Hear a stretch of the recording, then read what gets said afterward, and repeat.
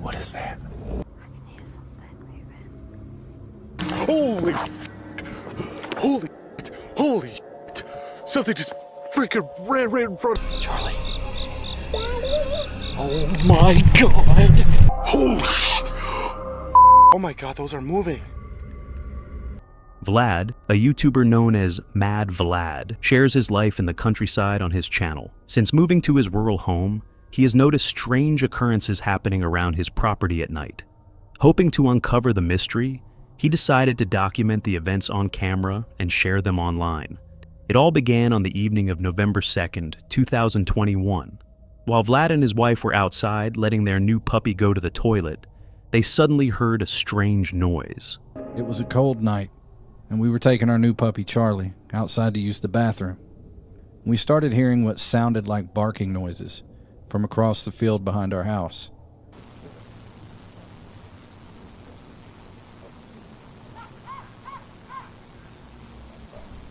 Upon listening to this barking sound, I noticed that it really didn't sound like a dog. It almost sounded like something was mimicking a dog. Didn't think nothing of it at the time. We were in good spirits, and I started barking back at it. Or rather, I was saying woof. Woof! Woof!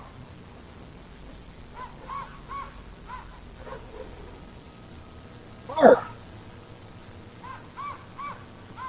Bark, bark, bark!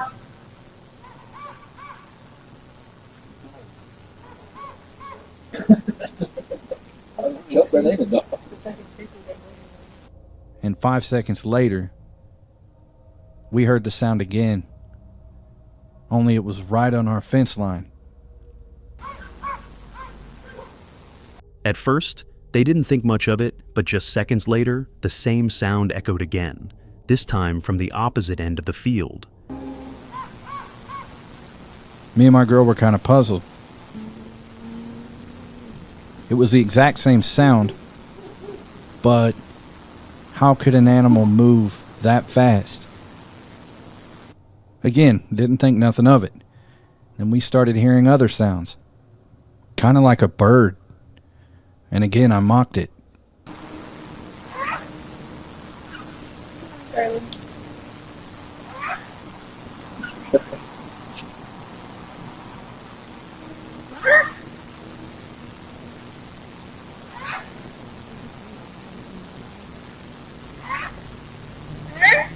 Once the noise stopped, Vlad and his wife brushed it off as nothing and headed back inside. However, the next evening, while Vlad was outside smoking a cigarette, he couldn't shake the eerie feeling that he was being watched. Later, when reviewing his security camera footage, he discovered something unsettling.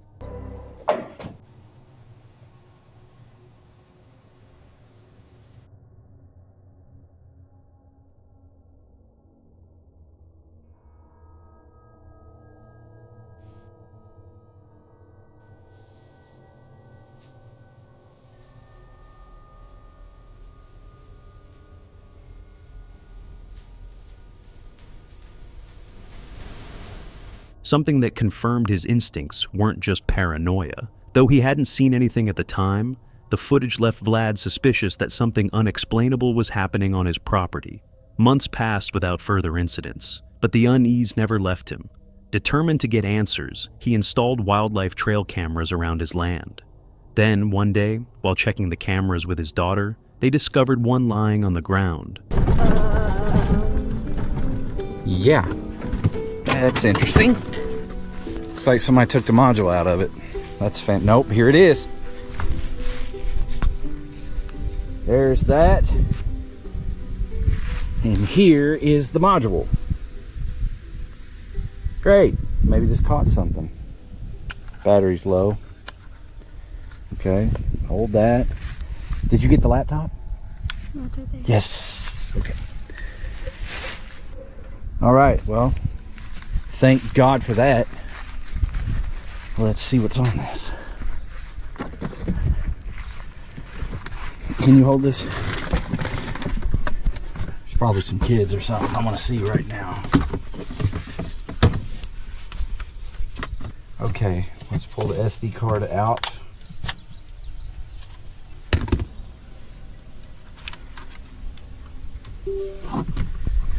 Okay.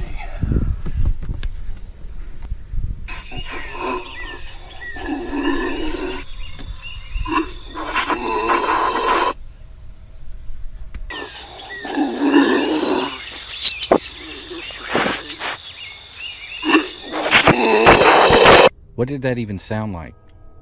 I don't know. Okay, let's go. I'm getting a little paranoid. Okay, I'm gonna go home and better inspect this video. When they reviewed the footage, an eerie, otherworldly growling sound could be heard, followed by something physically touching the camera. What I discovered on that trail cam scared me. Whatever it was definitely an animal. From what I can make of it, it looks like a deer. But it definitely does not sound like a deer.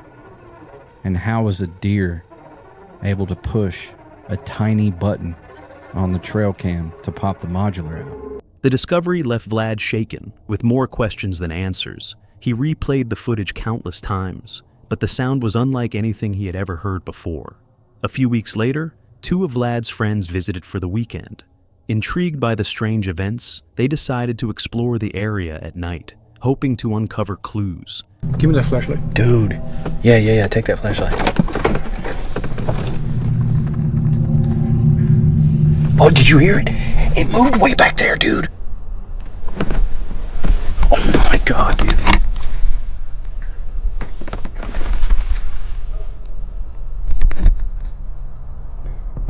What the fuck? Hold on. God. Close. That was close.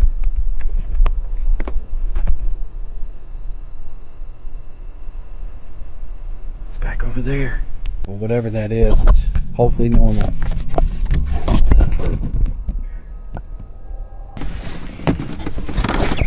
Like up there. Yeah.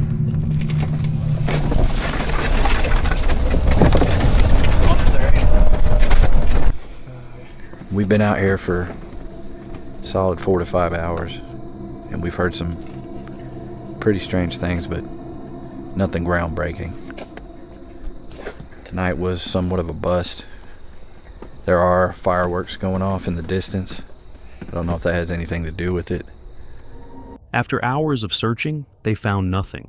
Frustrated, they gave up and returned home, still without answers about what might be lurking in the darkness. Weeks passed, and Vlad remained on edge every time he stepped outside after nightfall. Then, one night, while walking his dog, the atmosphere shifted once again. Come on this way, buddy. It's okay. It's okay, come on. Calm down, calm down. Come on. Calm down.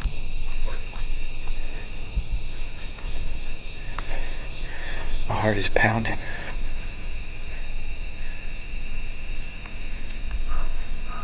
Teddy's still going nuts. As they walked, a rustling sound emerged from the bushes, and his dog reacted with visible fear. Uneasy, Vlad quickly turned on his camera and began heading back home, sensing that neither of them was safe. I can't see.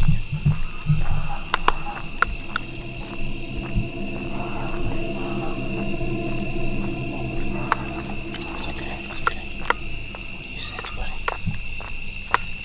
What do you sense? It's okay, come on.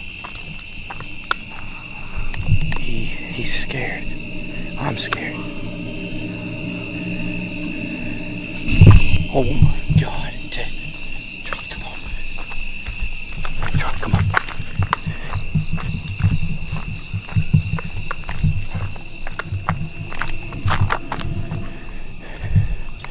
Come on, Charlie.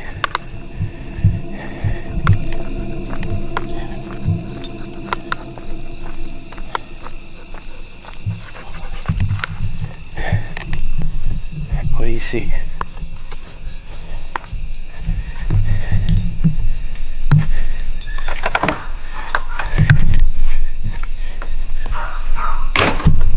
We're back.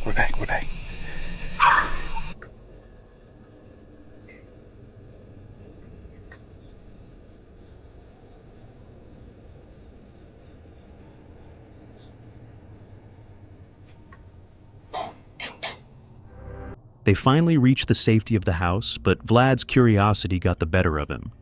Instead of going inside, he decided to check over the fence to see if anything had followed them. Charlie, get back. Charlie.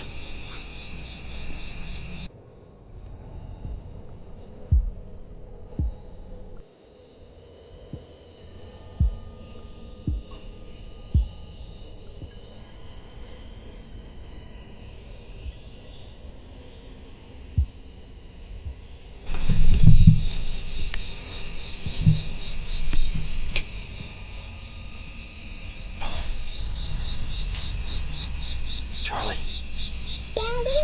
Oh my God! As he approached the fence, the silence was broken by a chilling, childlike voice coming from the other side. Overwhelmed with fear, Vlad bolted back inside, shaken to his core by what he had just heard. To this day, the mystery of what lurks around Vlad's house remains unsolved, as no further updates have been shared since that video. This eerie situation leaves us with countless unanswered questions and a lingering sense of the unknown. But maybe that's exactly what keeps us coming back for more. Before we dive in, I'd really appreciate it if you took a moment to subscribe to the channel and become part of this amazing community. About 95% of you watching aren't subscribed. It's completely free. Now, let's get back to the video. Dan is an adventurer, a thrill seeker, and the mastermind behind Cursed Urban, a YouTube channel dedicated to exploring the eeriest, most spine-chilling places in the United States. From abandoned asylums to haunted forests, Dan thrives on venturing where others fear to tread. Dan's latest adventure takes him deep into a forest in Illinois, a place locals call the Forest of Exile. Legends say that once you enter, the chances of finding your way out are slim. The forest is said to have an unsettling energy, and many claim it's haunted. But for Dan, that's where the excitement begins. It's December 1st, 2024. Despite the chilling stories surrounding this forest, Dan is eager for the adventure ahead. He arrives while there's still daylight, determined to avoid getting lost. As he ventures deeper into the woods, the peaceful sounds of wildlife and the serene beauty of nature surround him. They've named it that because there has been some tragic stories of people being lost in this forest and never being found. Now, the legends go deeper than that. The legends go that these people were not lost, that they were actually taken by one of the numerous creatures that supposedly live here. As the sun begins to set, Dan searches for a spot to set up camp and explore the area before darkness creeps in. Unaware of what awaits him, he presses on through the quiet woods. Alright guys, so I think I found my campsite just out here, and then over here, go check it out. Over here we got a little creek running through here, which is cool. More rocks and stuff. Really, this place is awesome, guys. After some time wandering through the forest, Dan finds the perfect spot to set up camp for the night. Feeling satisfied, he gets to work, setting everything up.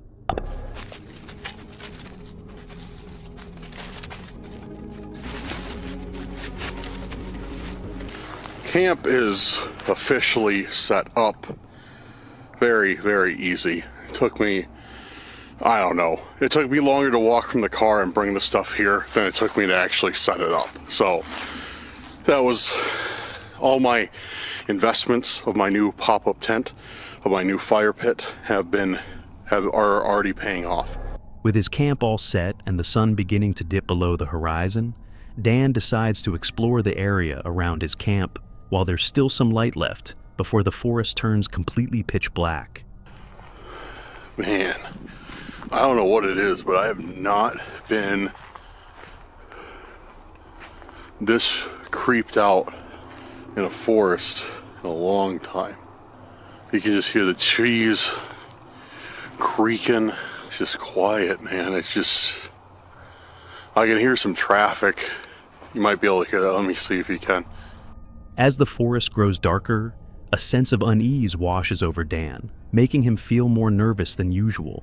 To calm his growing discomfort, he decides to grab his spirit talker before heading back to camp, hoping it might offer some answers. Maybe there was something paranormal at play. Screaming. Screaming?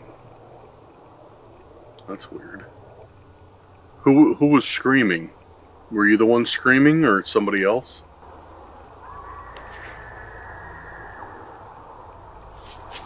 Yo, holy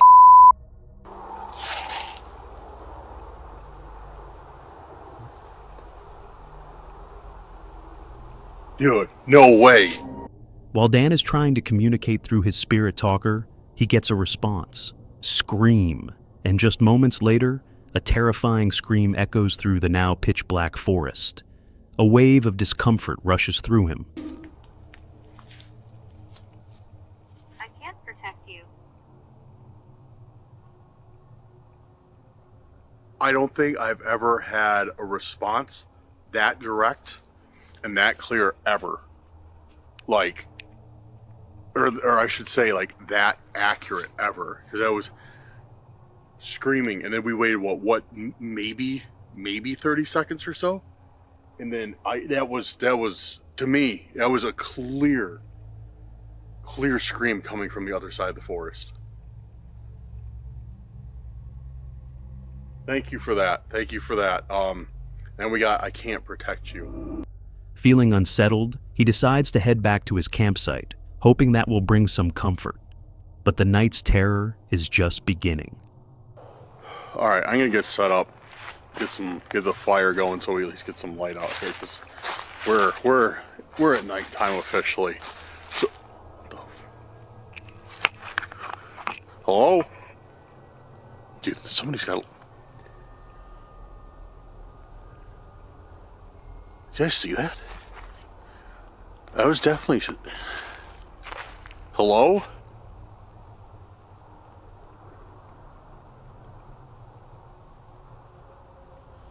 That looked like a light. Like a cell phone light or something. I can't tell though, it was really small. So I don't know if maybe there's something like through the trees.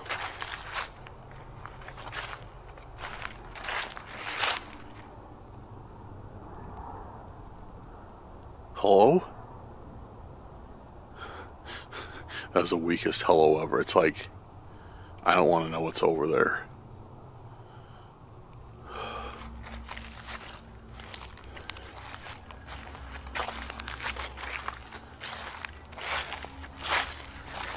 I don't see anybody though. I don't hear anybody.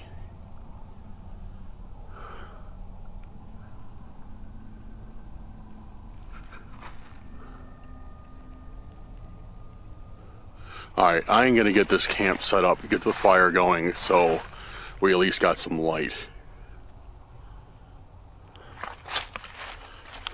See what I'm doing instead of just being out here in the middle of nowhere with my flashlight. Upon returning to his camp, a distant light catches Dan's eye, accompanied by a strange sound. He quickly shines his flashlight toward it, but there's nothing there. Shaking it off as a trick of the mind, he turns to light his campfire, feeling a little more at ease. I love this fire pit. Look how easy this is.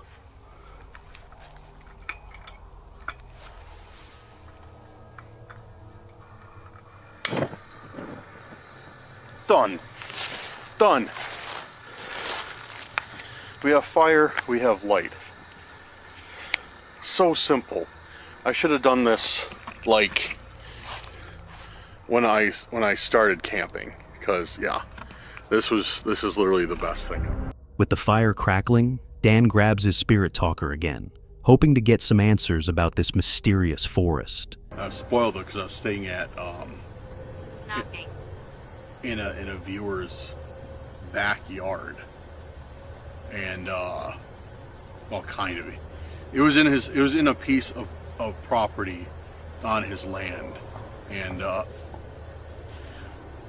dude, we gotta go check that out.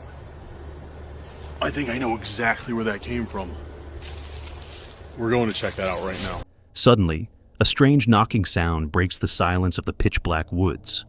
Dan, thinking he has a general idea of where the sound might be coming from, gathers his courage and heads in that direction to investigate, his heart pounding with uncertainty. Alright guys, like I said, I am at forest. State forest. And there happens to be, outhouses around here.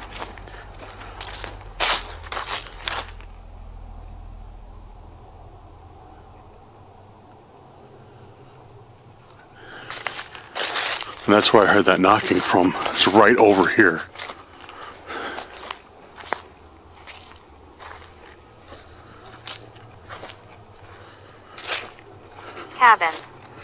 Cabin.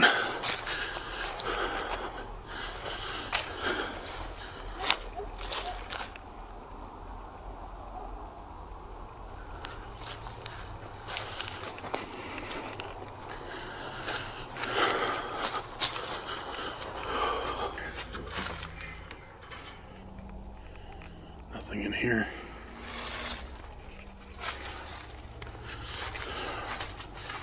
Check this other one.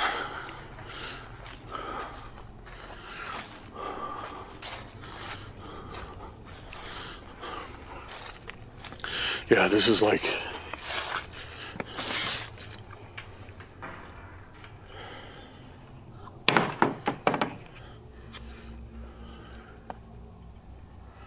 It sounded, like a knocking. The knocking seems to be coming from two nearby houses, barely visible in the thick darkness. Dan cautiously approaches and peeks inside, but there's no one there. Just the eerie silence of the woods surrounding him. Jordan. Holy sh... Dude. Just as he's about to turn back, another scream pierces the silence, even louder than before. Fear grips him as he rushes back to his camp, questioning whether it's even safe to stay the night. Guys, I am be real with you right now. I am freaking out. I've never stayed in a place with this much activity. This is crazy, dude.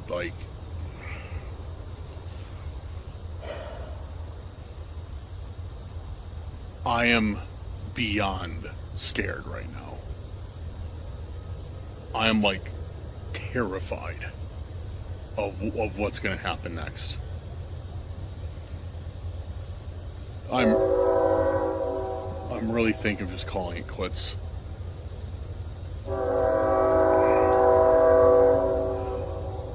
At least we got the train. At least the train is giving us some much needed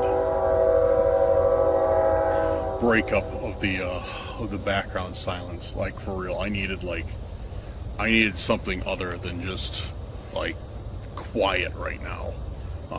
Even the road noise and stuff, dude. It's, I don't know. I just need to kind of air my thoughts out right now, because I was freaking out. I was I don't know if I want to stay here, because it's getting to be too much. No service either. I can't even call for help. I don't know. But I did come to the conclusion that we are going to stick it out, or at least try to. After a moment trying to calm down, Dan debates with himself. Should he leave, or should he stay and stick to his plan? Despite the fear gnawing at him, he decides to stay, at least for a little longer, unwilling to let the eerie atmosphere force him out just yet.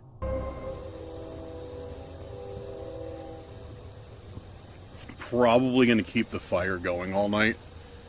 It seems like the wise thing to do, since there's obviously something out here, something in the forest.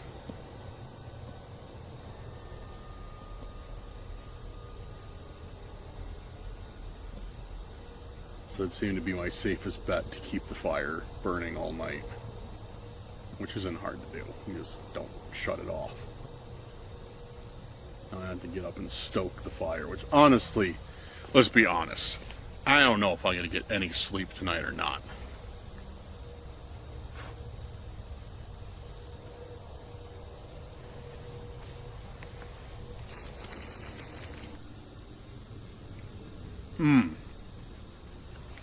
That one's perfect.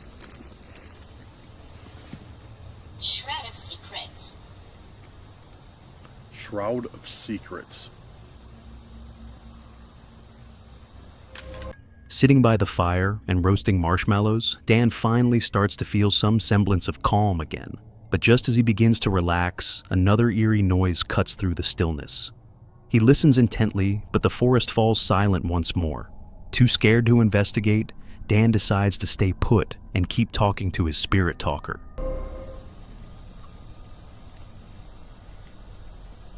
Are you still here? Was that you that I just heard out there in the forest? Breaking sticks? Was that you out there? We haven't gotten anything since Snarls. Summoning the Raven Man.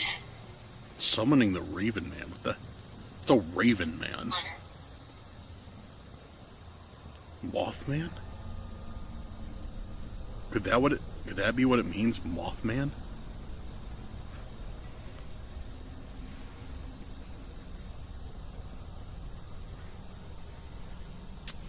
I'm going to shut this off for now. Thank you for your answers. I will be back in a bit to communicate more. I just need to take a break. Alright, well, there we got it. I don't know what all this stuff means, but definitely is creepy out here. One thing I am happy about, and I wouldn't believe that this would be something I'm happy about, but I'm happy that the noises in the environment have started to calm down a little bit.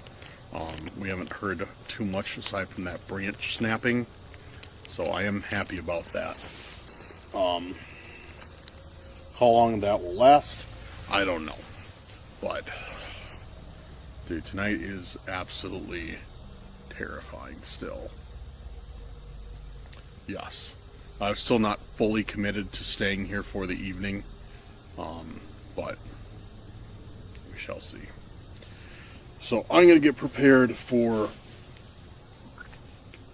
laying on the bed, because like I said, I'm not going to sleep. It's just not going to happen. I'm too wired tonight. Yeah. So I'm going to get prepared to just lay on the bed, and then we'll take it. The answers remain vague, unsettling, and Dan's unease grows. Eventually, he gives up on the spirit talker and begins preparing for bed, still unsure if he'll make it through the night in this eerie forest. I'm in the tent. Still got the fire going, as you guys can see, just a little bit. I'm hoping that my propane will be fine, because I touched the outside of the tank. It's really icy, so it might, stop flowing soon, which I hope not. If it does, I'm gonna have to go because it's gonna be too cold. But all right, guys, leaving the camera on. Got a fresh battery in here, and yeah, I will wake up. Sir, I will. No, I'm not gonna wake up. I'm gonna sleep. Or I'm not gonna sleep. I'm not gonna sleep, so I'm not gonna wake up. But I am gonna rest. So camera's staying on. And good night, I guess, maybe. See you guys in an hour or two. As he snuggles into his tent, hoping for some rest, he leaves his camera rolling, just in case anything strange happens. But just as he starts to drift off, an eerie sound wakes him.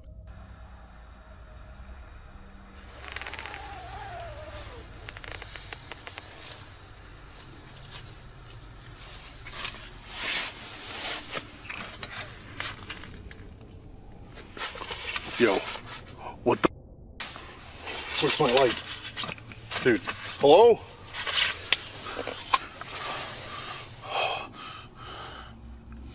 Dude, what was that? I just heard something outside my tent. I heard like nails on top of the tent, and then I heard something walk, and then my fire shut off. Which is what I was afraid of. That propane getting too cold and shutting off on me. I think that's what happened. A distinct scratching sound echoes on the side of his tent, followed by the unsettling sound of footsteps crunching the leaves. The warmth from his fire flickers and then dies out, plunging the area into cold darkness. Dan calls out into the night, hoping for a response, but there's only silence. Without hesitation, Dan grabs his flashlight and rushes outside to confront whatever is lurking in the darkness.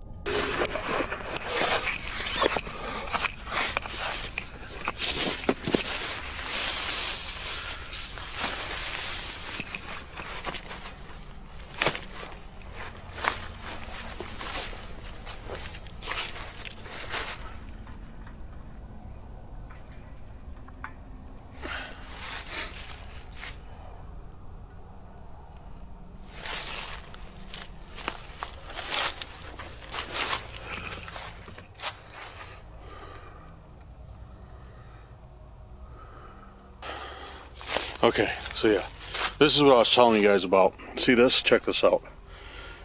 See the tank? How it's all crystallized from ice? So I think the tank just got too cold being out here. That's why it's not working. I don't know that much about propane. Just speculating. But that doesn't explain what touched the top of my tent. I mean, it could be one of these sticks or something, I guess. Wait a second. Open, close. Dude. Somebody messed with my tank. I did hear somebody. Yeah, I thought I heard footsteps too. Somebody messed with my tank. That was just off. No, what? You gotta be kidding me. The forest is eerily quiet. He checks around his tent, but there's no sign of anything. Just the silent, cold night. At first, Dan thinks it might have been a branch falling, but then he notices something chilling. His gas tank had been turned off. Yeah, that was just off. So somebody came up here, walked behind my tent, and shut my propane off. So I'm not alone out here.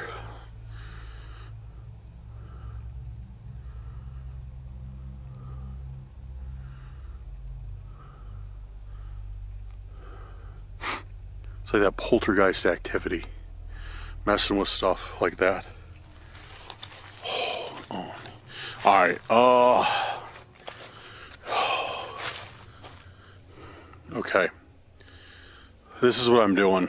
I am packing everything up. Turning the fire back on, packing everything. This was the breaking point for Dan.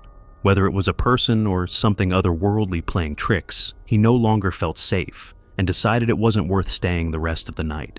Resolute, he packed up his things and left the eerie forest before the sun rose, leaving behind all the lingering mysteries. This is a scary reminder of how vulnerable you can be when camping alone, especially in a place shrouded in mystery. And with that chilling thought, Dan's adventure in the Forest of Exile comes to an end. Happy Hippie is a YouTuber who loves camping, exploring, and immersing himself in nature.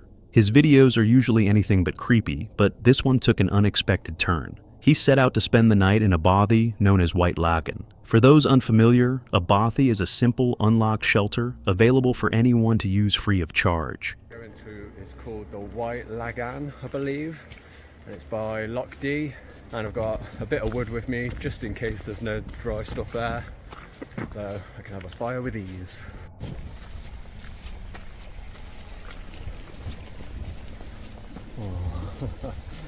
I've said this before, there's beauty around every corner, and this is what I mean. You couldn't see that from down there, but then bam! Eventually, he arrived at the house and entered to check if anyone was already inside. Oh, nice, bunk beds.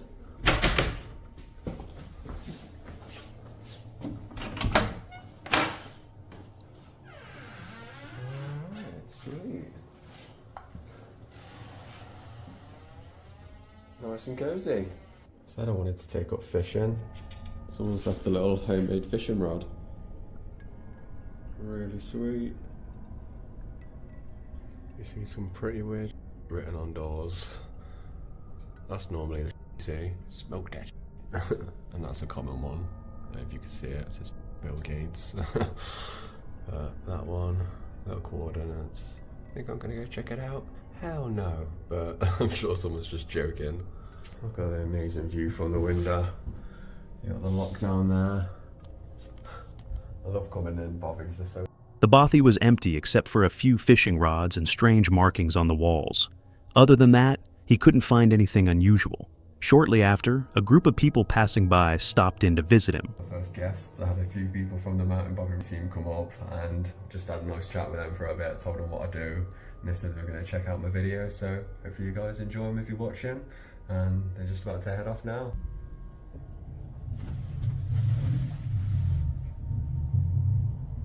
Getting a bit hungry, so I think I'll have a wee bit of haggis for lunch. He got his bed ready, made something to eat, and started a fire to warm himself up. But as night fell, strange things began to happen. One of them water filter straws, and it comes with 2 little bags as well, so you can attach the straw to that. But I've not got to use... Maybe this is the guests? There was no one there. I don't know if that's just the people me or something. I don't know if that's something they do. But I don't think it would be that family. It was just a dad and his daughter and son. Oh well, we'll see. It was just knocking on the door again, and then I went out, but there was no one there, so I don't know what's going on, but I've not heard of any haunted bobbies or anything. I've never had weird.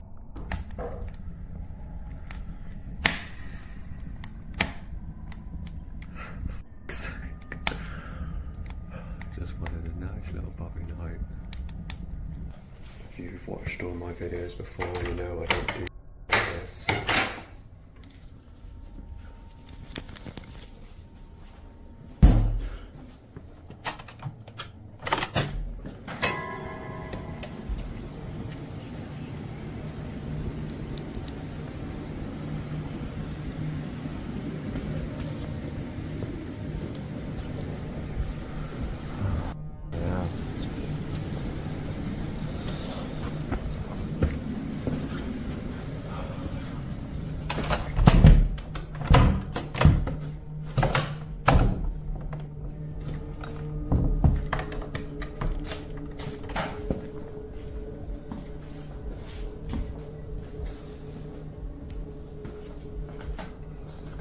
Fun night. Now walking around into the room, and then I go in there and it just stops.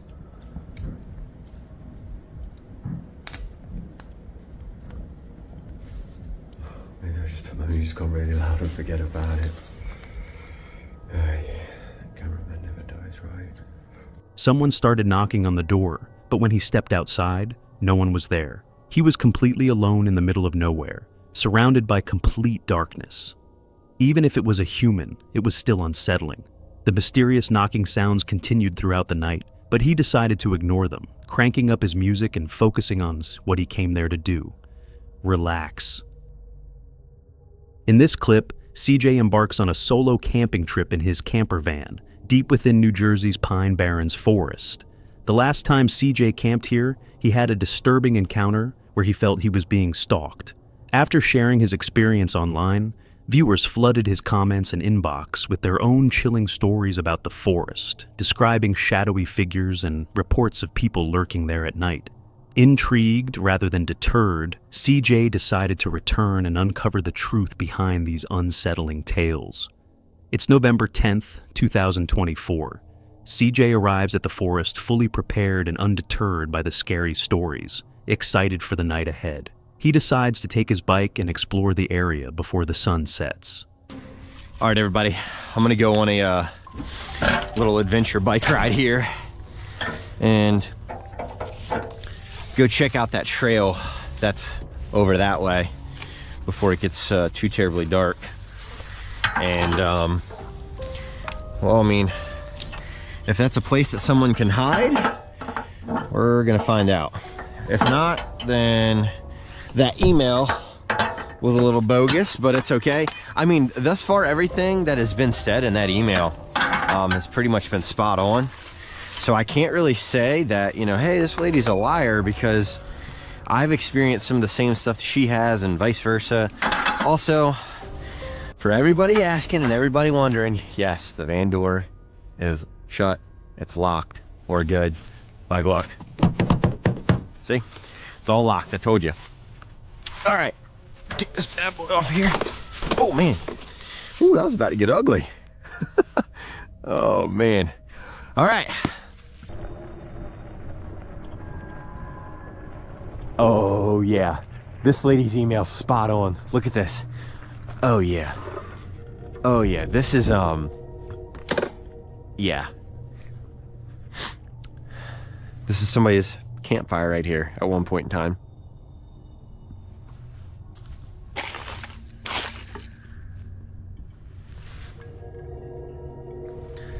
Doesn't seem warm, isn't smoking. But as you can see, this would be the perfect spot. Like if you wanted to run back and forth between the campground and, you know, be basically off the grid, this is where it happens at. And there's also these people that live back here in the woods. It's like rumored to be like a bunch of homeless people that live back here and, you know, kind of not necessarily stalk people, but they're definitely keep an eye on things, and they're called pineys. Now, some people who live back here in the Pine Barrens who have like actual home addresses and houses, they call themselves pineys as well. But it's the homeless encampment and population out here, and the people who are trying to live off of the grid. What the hell is that? There's something white just moved in between those trees right there, and I can see it. That person is crouched down.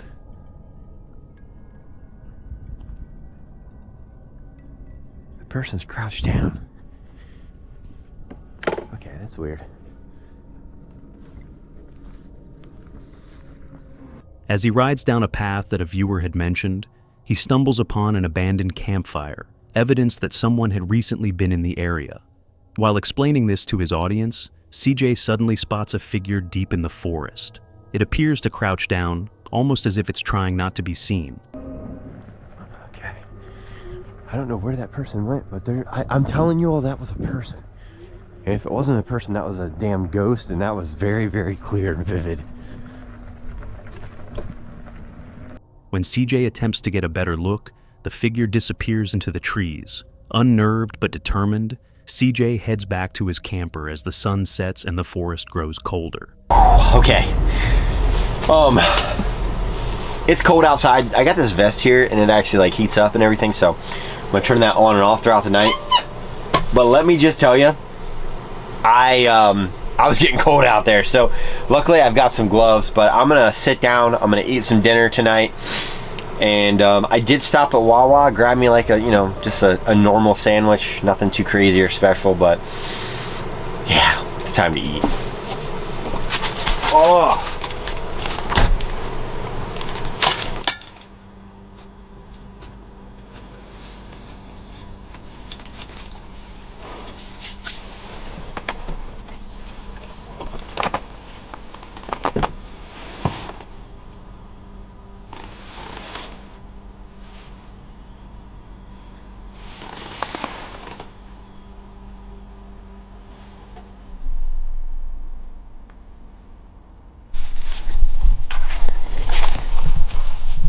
So as I was eating dinner, I kept hearing like a helicopter flying by, and I'm not 100% sure why, but it sounded like it was circling for a couple of minutes. There is like a big military base, I don't know, probably 20 or 25 miles from here, and sometimes the planes are flying over and you can hear them. Later, while eating dinner, the sound of a helicopter circling the forest catches CJ's attention. He steps outside to investigate. So as I was eating dinner, I kept hearing like a helicopter flying by, and I'm not 100% sure why, but it sounded like it was circling for a couple of minutes. There is like a big military base, I don't know, probably 20 or 25 miles from here, and sometimes the planes are flying over and you can hear them. But what I was hearing was the helicopter went by the first time, and I'm like, okay, no big deal, whatever. And it flew by a second and third time, and when I got out my flight radar app, you couldn't even see the helicopter on the app. So I'm assuming it's something military, but I don't know why they would be.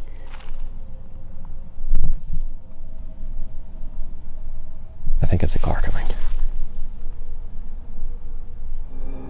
As CJ shares his thoughts about the helicopter, he hears a car engine in the distance. The sound grows closer, but no vehicle appears, leaving him confused and on edge. Put my gloves on. I got right here, and we're gonna go for a ride down that trail. I had heard something right after the car that I heard. Right after that, it sounded like there was voices back there in that vicinity. So don't try this at home. This is against my better judgment. I'm gonna do like a brief scope of the campground really quick.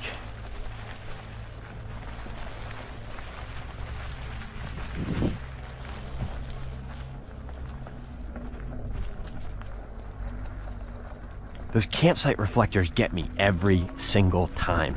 Every time.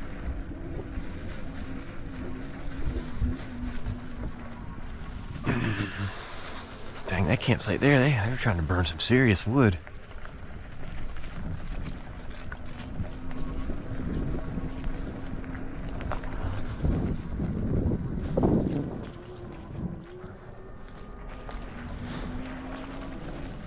Oh shit.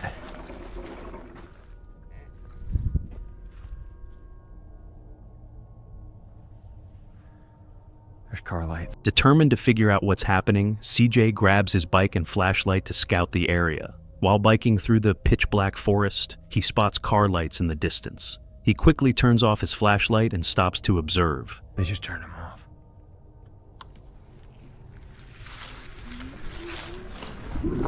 I fucking knew I heard somebody back here.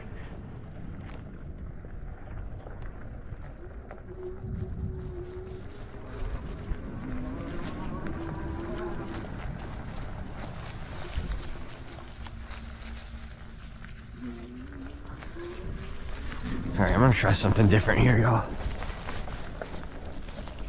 As he makes his way back, strange sounds echo through the forest. Feeling increasingly uneasy, CJ packs up his campsite and decides to move to a different location.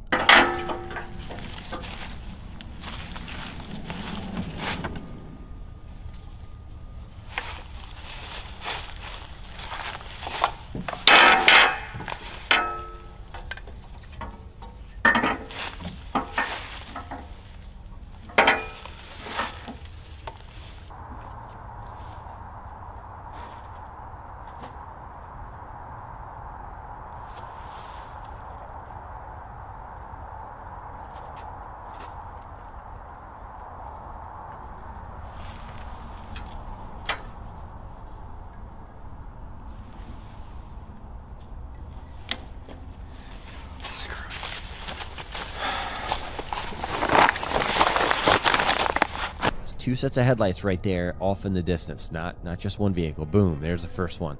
So I got thinking at this point, I'm like, all right, this could just be an innocent person driving around exploring the Pine Barrens. But once I get a little bit closer, I noticed there are two vehicles, right? And my thought process, I'm like, okay, are these two guys, did they get called by their buddy? And they're like, hey, there's a solo camper back here, we can rob this guy, we can take his van, we can, chop him up. I don't know. I really did not know what, that your mind goes in 1,000 different directions, especially when stuff like this happens. On edge and unsettled, CJ navigates the dark forest, trying to figure out where he can safely spend the rest of the night. But then, suddenly, two cars appear, driving toward him. The sight makes him question whether they are connected to the mysterious car that forced him to leave his campsite earlier. But one thing is certain, getting out when he did might have been the best decision of the night. I'm at a crossroads, literally. I'm at a four-way intersection stop, and I'm like, okay, do I try and go stealth camping somewhere? And I know of an area that I probably could go like stealth camp at. I don't think it's very populated. It's somewhat near a road, but it's not as, I don't know. It's still desolate, but it's more closer to like that road that I came out to earlier on the bike. So I'm just, I don't know.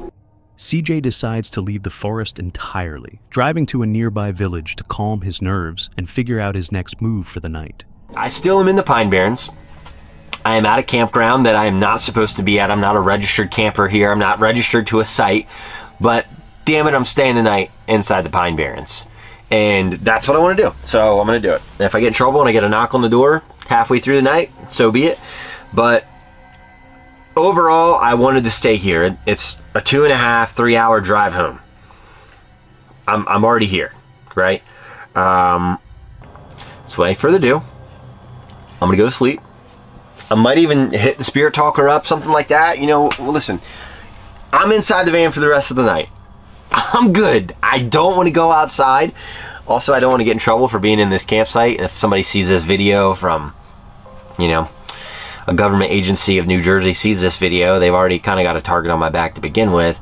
I'll pay for the campsite, but there's no way for me to pay for the campsite right now because their office is closed. So maybe they'll understand. I don't know. I'll go there in the morning when I wake up, but yeah, let's break out that spirit talker, baby.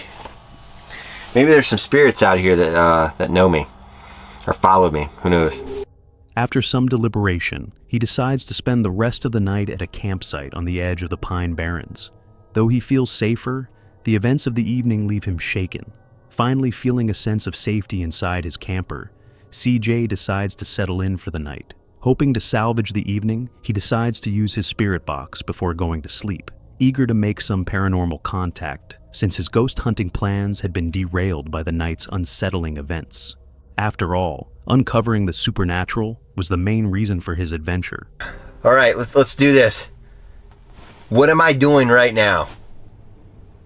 I'm gonna ask that question one more time.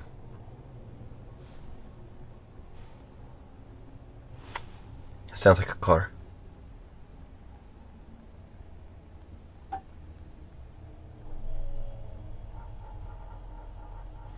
That's the fridge starting up. Come on over here and talk to me.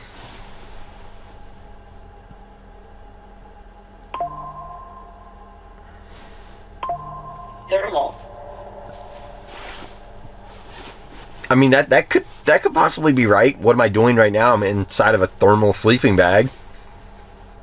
That's reaching, but I'm just saying. I'm trying to like correlate some stuff here.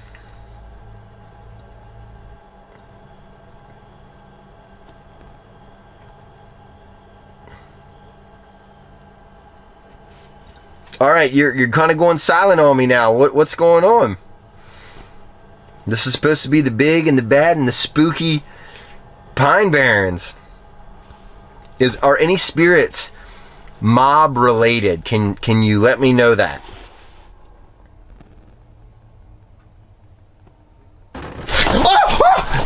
Bitch! Holy fucking shit!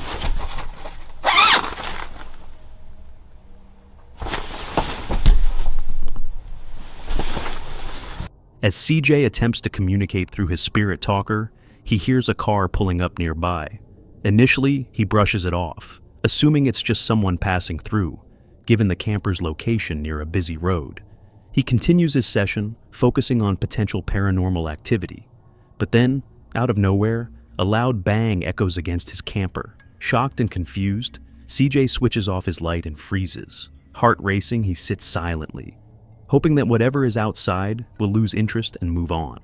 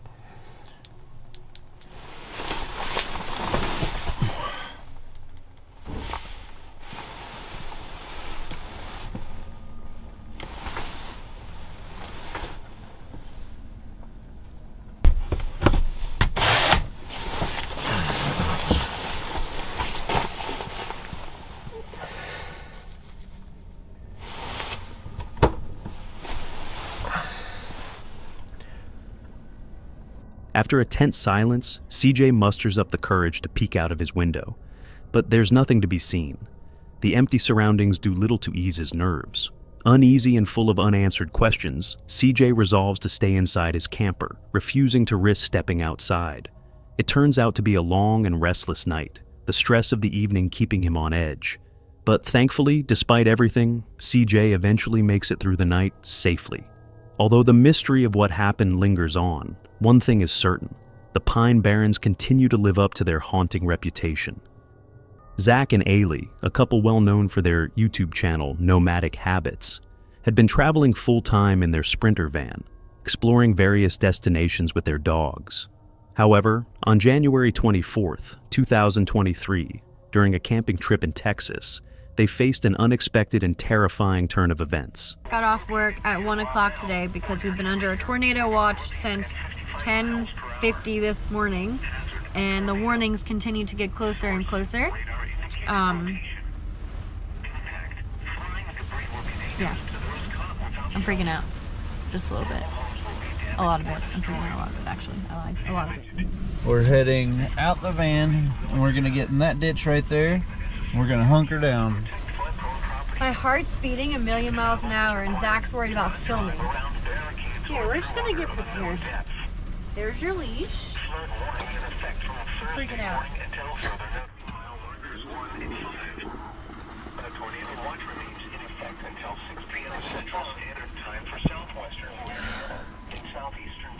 Having a panic attack.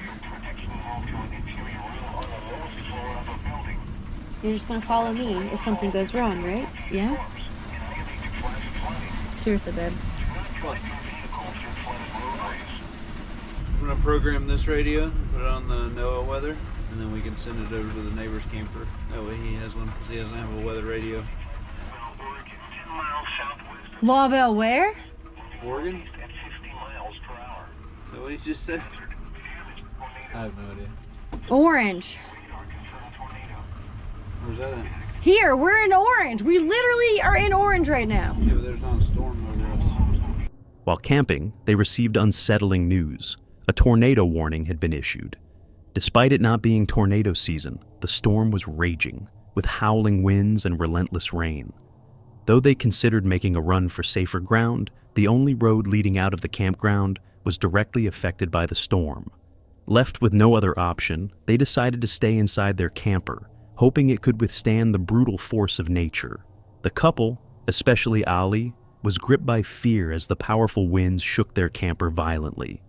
Unsure of what to do next, they braced themselves and held on, hoping for the best. The warning will be allowed to expire. See? Warnings are expiring. No, it's not. It's not. It's still there. It's still on the radar. Up north of us, it's expired, but like on top of us, look at that. It's on top of us.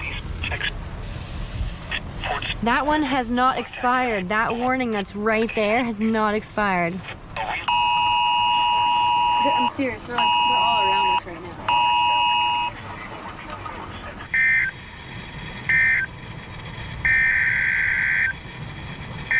Babe, seriously. Where do we go? What do we do? I'm having a panic attack, and they're getting worse. Seriously, are we okay? We're not okay. This is not okay. This isn't okay. How about I go in the back and look? No, no, no, no, no, no, no. No. You okay? No. It's okay, babe. No. Babe, it's okay. A large and extremely dangerous tornado was located over Orange Field, or near Bridge City, moving northeast at 35 miles per hour. Is that a train? Is that a train? What the f is that? What is that? No idea. Seriously.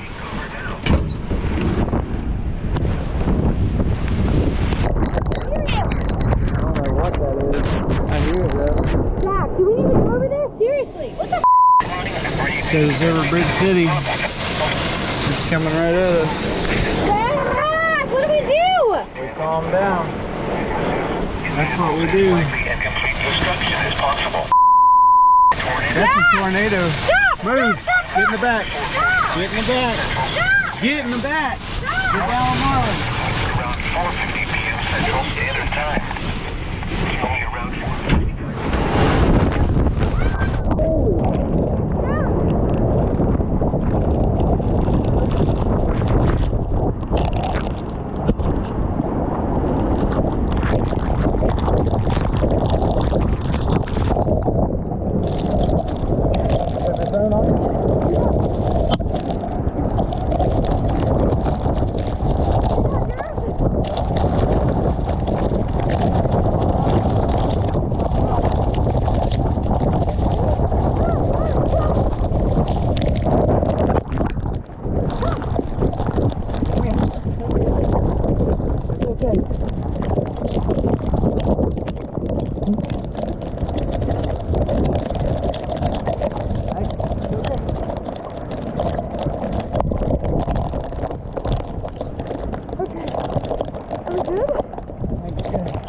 Miraculously, Zach, Allie, and their dogs survived the ordeal unscathed. Though shaken, they were grateful to have made it through the terrifying night. On the same day, another YouTuber, Freddie, found himself caught in a situation that would turn into something far more dangerous than just a storm chase. Oh my gosh, we might be about to get a tornado here, guys. Tight signature on radar. I think we're about to get a tornado. Determined, Freddie set off in pursuit, but the storm took an unexpected turn. Large hailstones began pelting the road he had intended to take, forcing him to choose an alternative route, one that would lead him straight into the unimaginable.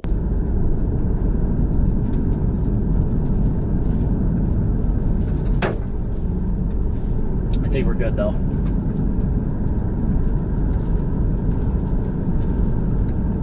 The tornado tore through the area, completely destroying a house where a family of 4 had once lived. When the storm finally passed, Freddie rushed to the wreckage, desperately searching for survivors. Amid the chaos and destruction, he witnessed something unbelievable. Please tell me they're not just at a house here. Gosh. Oh my gosh. Oh my gosh. There's people. There's people.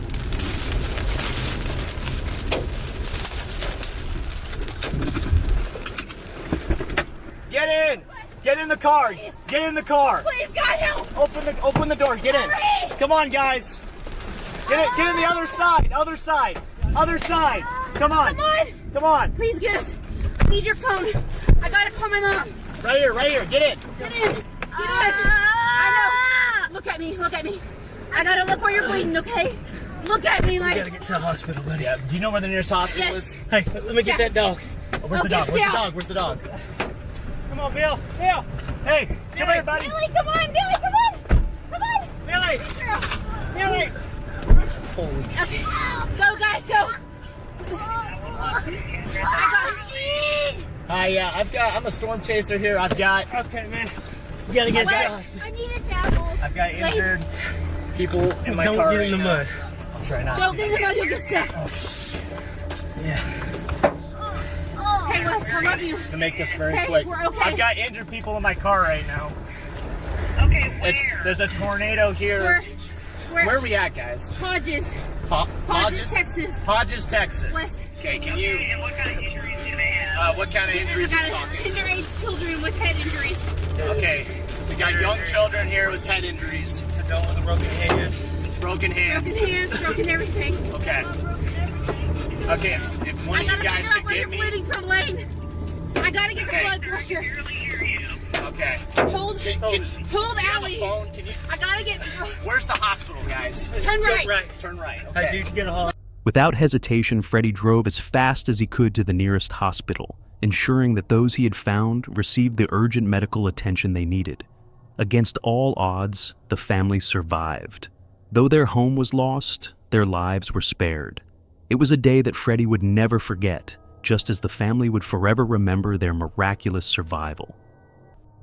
This chilling footage was captured by Ian, a beloved and well-known YouTuber best recognized for his channel, Midwest Ghost Hunter. As the name suggests, Ian has always been fascinated by the unknown, determined to provide undeniable proof of the paranormal for his viewers. For years, he sought to validate his beliefs through exploration and documentation.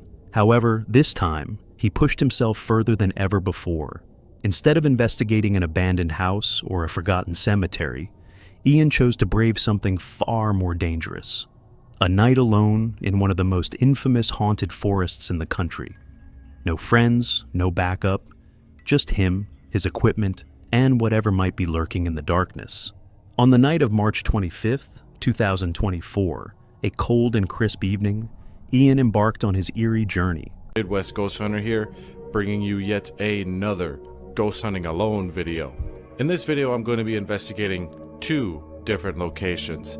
The first is a haunted bridge known as the Red Bridge. It is said to be haunted by a woman who drove her car off of the bridge and was killed. The second location I'm going to be investigating is called the Man Mound Park.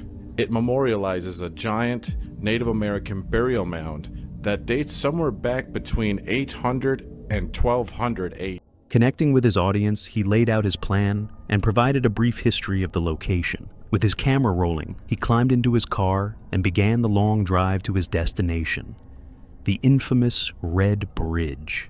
A site steeped in sinister folklore, the locals whisper tales of shadowy figures, eerie noises, and the lingering spirit of a woman forever trapped in the night. The Red Bridge. I think this is actually my first haunted bridge video on this channel. I'm intrigued to see if this ghost lady will come out and talk to me. After nearly an hour and a half of driving, Ian finally arrived. His first priority was to confirm that he was completely alone. He meticulously scanned the area, ensuring no other people were nearby.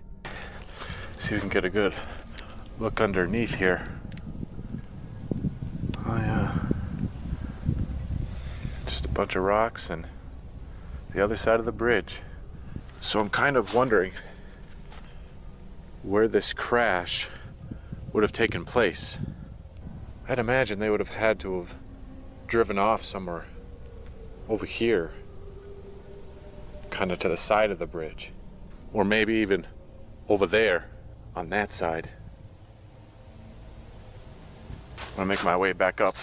Finding no evidence of anyone else, he took a deep breath and began his investigation. Armed with his ghost hunting equipment, he combed through the area, searching for any signs of paranormal activity. That was when things took a chilling turn. Ma'am, could you show yourself on this bridge?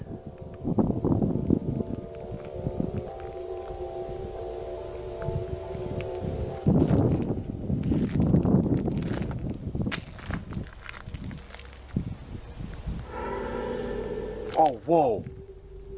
What the? Whoa, that bridge just moved. I might be going crazy, but I saw that branch over there start swaying back and forth. I know it's windy, but it isn't that windy. Okay, I gotta check this out. A sudden and inexplicable sensation washed over him. His spine tingled, his breath turned shallow, and the hairs on the back of his neck bristled. He wasn't alone. But instead of retreating, Ian did the unthinkable. He walked directly toward the disturbance, hoping to make contact with whatever presence was there. It was this one. Right here. That thing was just moving like crazy. I mean, it's one thing if like all of the brush was moving, but it was just that single one, isolated. How do you explain that? I mean, I don't know if like insects crawling on it, maybe? A bird? If you're a spirit and you just moved this tree here, could you move it again? No way! It just moved! I gotta look at this. This thing just moved again on command. And look at this. For all the skeptics out there, there is no fishing line, nothing. Uncut video. What happened next was unlike anything Ian had ever experienced. A powerful and chilling energy enveloped him, sending waves of discomfort through his body. Every instinct screamed at him to leave, but he held his ground. Determined to capture proof, he raised his camera and began snapping pictures, hoping to document whatever lurked in the shadows.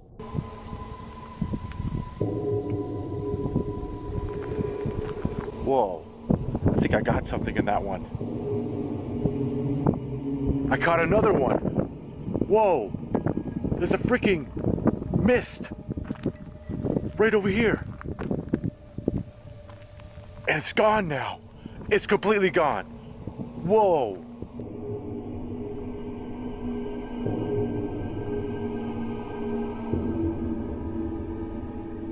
Holy moly, it was just right over here. And now it's completely gone. Who's over here? Could you tell me your name? Could you tell me how it happened?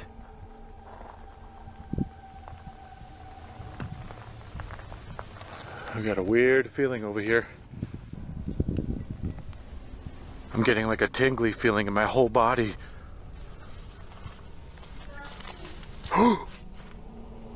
Whoa! I just heard a woman's voice. I couldn't tell what she said, but it sounded like it came from, like, under the bridge. Frightened yet determined, Ian tried to rationalize the series of inexplicable occurrences. There had to be a logical explanation. Seeking answers, he decided to investigate beneath the bridge, suspecting that someone might be hiding there. I'm gonna try to get as far down here as I can.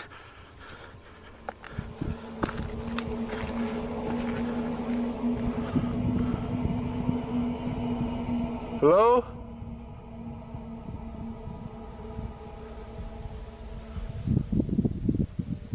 That's so weird. I wonder why she'd be down here.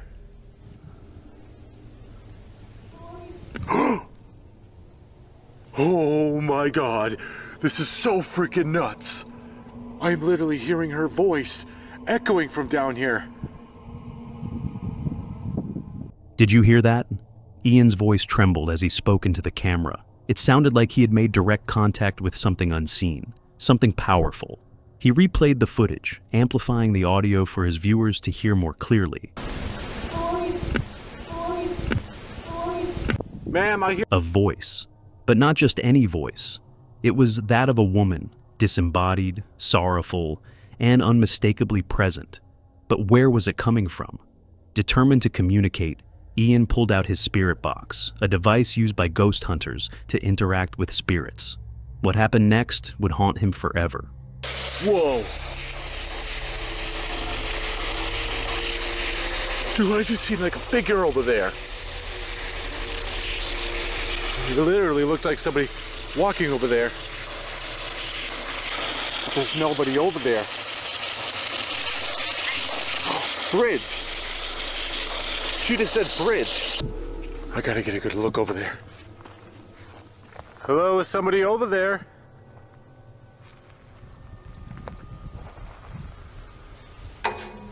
Oh, oh. Holy shit. That was loud. Oh God. There's nobody out here. I'm the only one here. Where could that noise? What could have caused it? Hello? What the fuck? There's like wet spots on the bridge. I do not remember those being there. And what's terrifying is that this is where I saw that figure walking. Hello?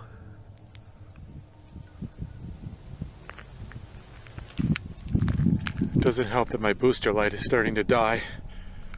I'm relying on my flashlight. I can hear you clanging around over there. Oh, what the f— Oh my god. Oh my god. Okay, I'm freaked out. I'm freaked out. My booster light is dying. I'm on my last set of batteries. I think I had enough of this place. Oh, what the f— Oh my god. Oh, what the oh my God. Oh God. What the was that? She literally splashed in the water. Yeah, that's it. I'm good.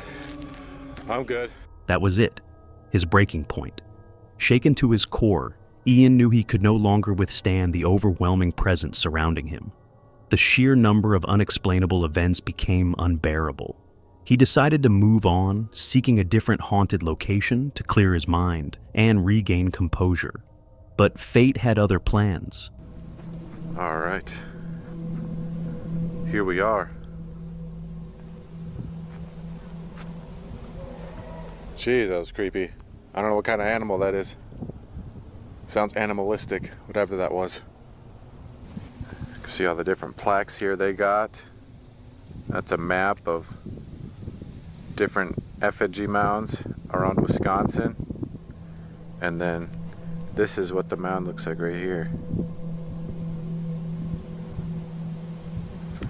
That's just right up ahead. Arriving at the new location, a fleeting sense of calm washed over him. His nerves settled, if only for a moment. Just to make note, there is a farm right next to here. So if you hear mooing or other animal sounds, that is where that's coming from. That was a bit different. What the hell was that? Okay, that came from over here. That sounds almost like whistling. I mean, it could be coming from the wind, but I don't know. It sounds strange. Unbeknownst to him, the true horror lay ahead, hidden within the abyss of the forest. With his night vision camera in hand, Ian cautiously scanned his surroundings. The forest stretched out before him, silent and still. Then, without warning, a sharp, unnatural noise shattered the quiet. Oh my God. It's getting louder. Hello?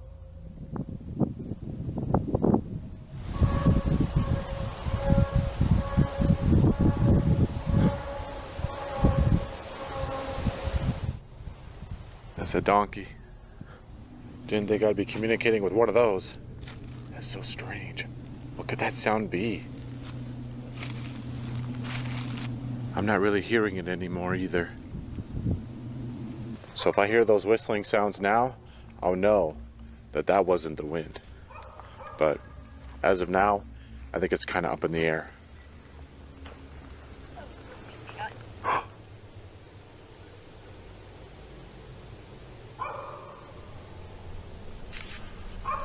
Okay, I'm pretty sure I just heard voices.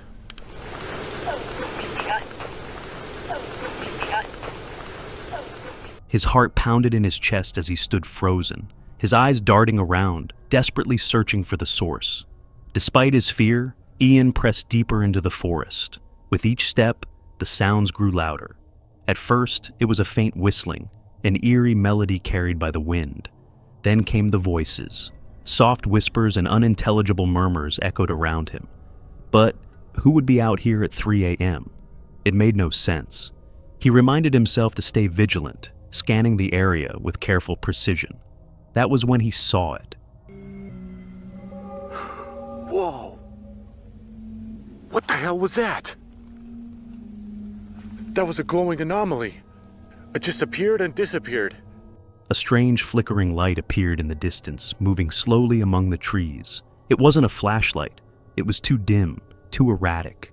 Was it supernatural, or was someone watching him from the shadows? Who's over there? I see you.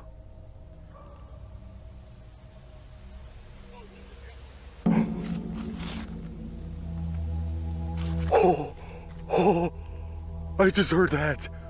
That was a fully vocalized voice, and he literally just responded to me.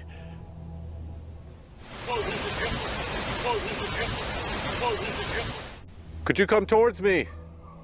Walk up towards me through the grass.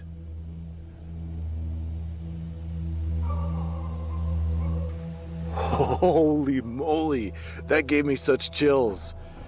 That was freaking wild. It's like he rose up from the ground and spoke to me. A sinister realization crept over him. Struggling to steady his nerves, Ian maneuvered toward the far side of the clearing, attempting to create distance. But just as he turned to leave, the sounds intensified.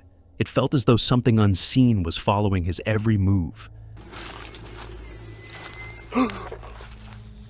There's that whistling. I heard a whistle. Again. Okay, so I wasn't going crazy earlier. That just came from these woods.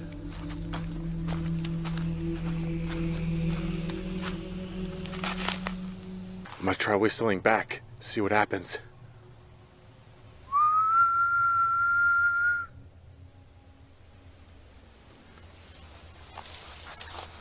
Oh God, oh God. Yeah, I kinda knew better. I was warned against whistling in the woods. I heard it was bad juju. Oh, do I dare investigate it? Here goes. Though fear gripped his chest, Ian refused to back down. He had come for answers and would not leave empty-handed. Taking a deep breath, he forged ahead, determined to uncover the truth. He tried to convince himself that it was just a prank, but deep down, he knew better. The air around him pulsed with an unnatural energy. Something was very, very wrong. Then, the footsteps began. Oh gosh.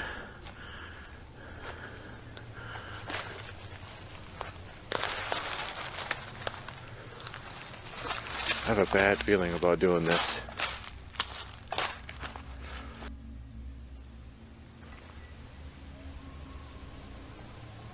Oh God. What the hell? Those sounded like footsteps. That was coming from over this way. Is there somebody over here? Oh God. This area is completely fenced off.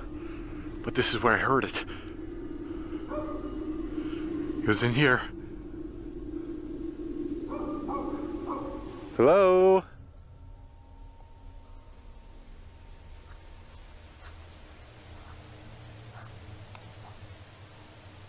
Oh my God, it literally sounds like somebody walking over there. I can literally hear him in the grass. Those were straight up footsteps over there. Echoing, surrounding him. They weren't his own. They didn't fade. They were closing in. Panic surged through him as he spun around, his night vision camera frantically scanning the darkness. But no matter where he looked, no one was there. Let's enhance the audio so you can hear it for yourself.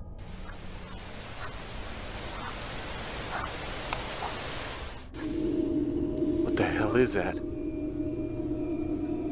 Oh, there's another freaking glow. I just saw it. I just saw it again. Holy crap, that was just like the one from before.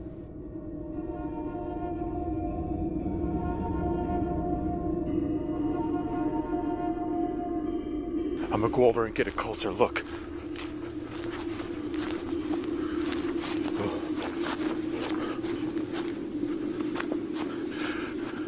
It was right over here. I just seen it. Hello? Oh wait, shh. Listen.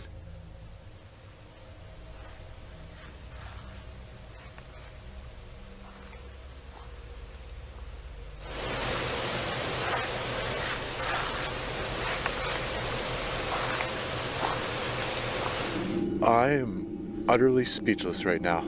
Those were some of the clearest footsteps I've ever heard. Ian whispered, his voice shaking. Unease crept over him.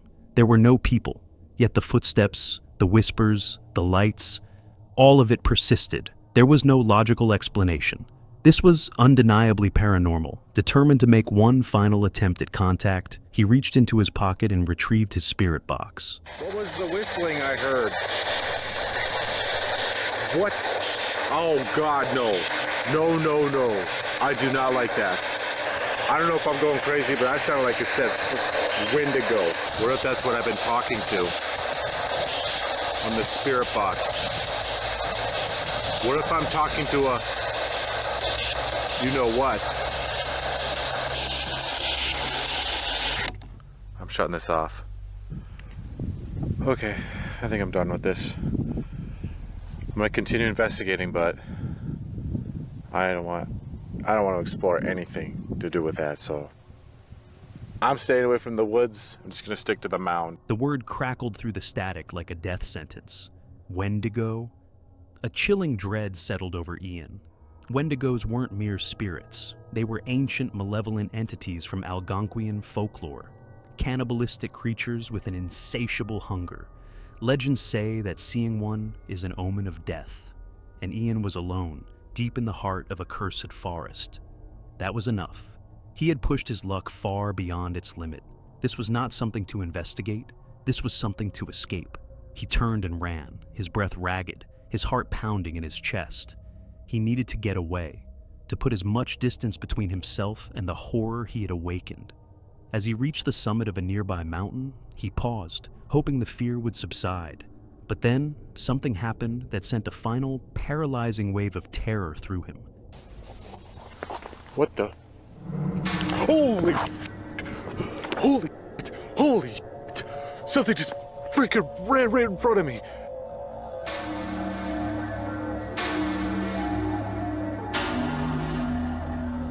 Oh God, I nearly pissed myself.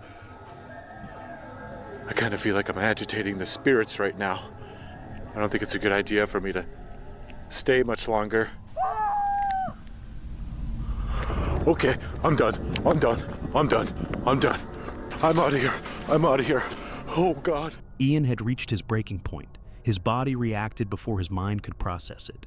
He bolted from the forest, unwilling to risk another moment in its cursed depths. The drive home was silent. No music, no distractions. Just the empty road stretching before him and the nightmare replaying in his mind. First, the Red Bridge. Now this. No human could have orchestrated what he had experienced. It was real. It was undeniable. By the time he finally arrived home, exhaustion weighed on him, but sleep would not come. Lying in bed, staring at the ceiling, the memories tormented him. No matter how hard he tried to rationalize it, he knew the truth. This night would haunt him forever. This video comes from Rashen, known for her daring paranormal explorations on her YouTube channel, Rasheen in Wonderland. In this adventure, she teams up with her friends Chris and CB for a camping trip in Cannock Chase Forest, a place steeped in chilling legends. From stories of murdered children and sightings of pigmen to reports of black-eyed children and UFOs, the forest is infamous for its haunted reputation. Though they expected a tense evening, the night ahead became far more terrifying than anticipated. It's October 2nd, 2021. Rashen, Chris, and CB arrive at the forest under the cover of darkness. After finding a suitable campsite, they set up for the night. Though strange sounds echo from the depths of the forest, the group remains in high spirits, laughing as they prepare for their adventure. So far, you just moved into my life. So far, we're still at the camp. We haven't ventured into the forest yet. I know there's a lot of me talking on camera in this one. We set up another camera though because we keep hearing things. And so hopefully the other Which isn't my bumhole. You're gonna have to do that again. No, you put that in. Oh my God. So yeah, you can see our serious paranormal videos going really well right now. It's just like, it's like a nervous thing, you know. It's like a defense mechanism. Yeah. Because I'm petrified. A pig man. I'm the pig man in here. All those donuts. Oh God, we're gonna wind them up and they're gonna come get me. Oh, the whistle? Not yet. I'm not whistling yet. Yeah. There's we can still because there is a main road by here. We didn't go too far in purely because we didn't want to carry all the stuff all that way. Took CB about half an hour. CB. We will venture. There's like a main road nearby, so once that quietens down and like people stop driving about. What was that? No, I just heard another noise over there. I need some nicotine. Is anyone going to give me a light? I need a light. Probably by your bonfire that you created. I know, I'm not going back there. So yeah, once it goes a bit quieter with the traffic and that, we'll like get the spirit box out. So, no, I'm sorry, that's deep rumbling noise. That can't be anything normal that I keep hearing. It doesn't work. Do you know how to ignite it? Push the thing towards it, the circular bit. Yeah, just keep hearing this like deep I feel rumbling like noise. cigarettes It might disappear. be just like something normal, but it does not sound normal to me.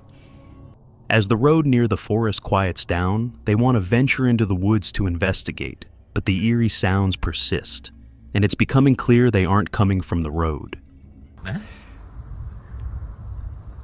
I'd love to know what that noise is. That's driving me mad. Hello, Mum. I'll be coming into your tent at 12 o'clock, Chris. With every snap and rustle in the darkness, their unease grows. Yet, determined to stick to their plans, they press on, trying to shake off the fear. To be honest.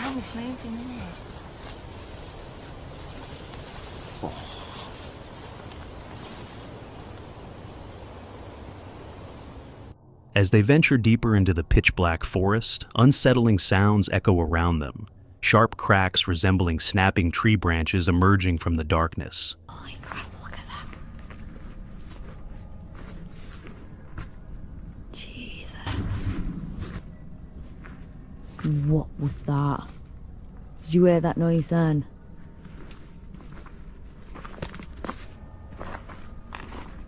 I can hear things moving all around us. Oh shit. What? No, it's a mountain bike trail. I've just heard like what sounded like a stone being thrown to the left and then the right of me.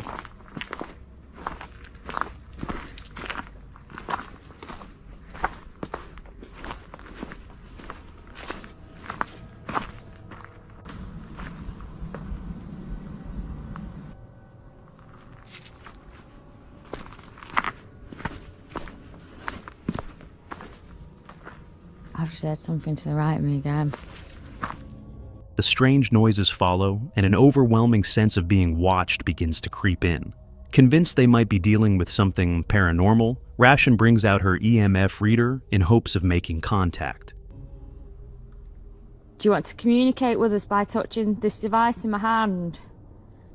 If you touch the device, you can change the lights on it.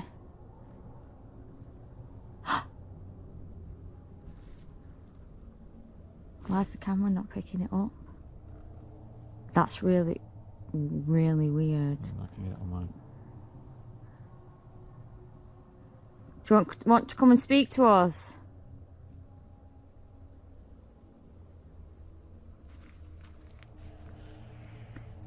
Are we speaking to one of the girls that died here?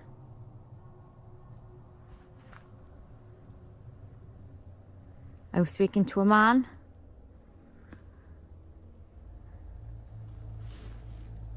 Are we speaking to a woman?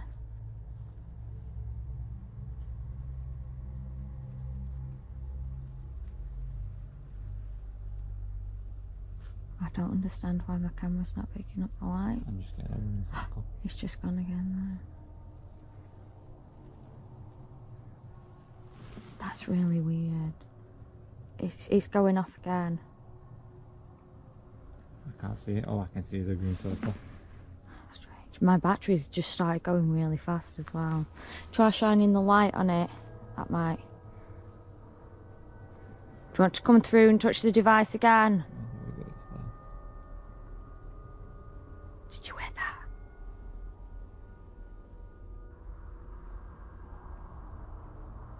I can hear something moving.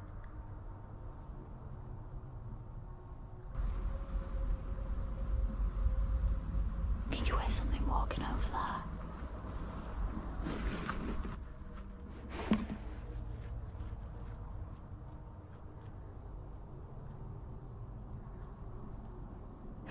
Again.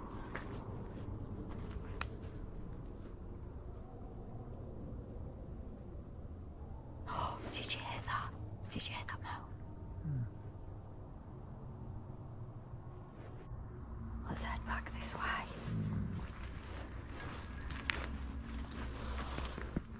Yeah, I'm absolutely exhausted. So we're gonna head back and get some sleep. This has been really creepy, a lot creepier than I thought. Because I just thought, oh, it's a forest, isn't it? It's a forest. And so, yeah, didn't expect to hear some of the things I've heard since getting here. I mean, we've not had cameras rolling, and we've heard little girls' voices and stuff. So, yeah, this place is crazy. And I'm not surprised it's got the reputation it has. The device shows activity, hinting at a possible presence. But before they can investigate further, footsteps echo from the shadows, accompanied by an unsettling moaning sound. Feeling increasingly unsafe, they decide to retreat to their campsite, but the sounds follow them through the darkness. So it is early hours of the morning. We've been in the forest for hours now. It's absolutely freezing.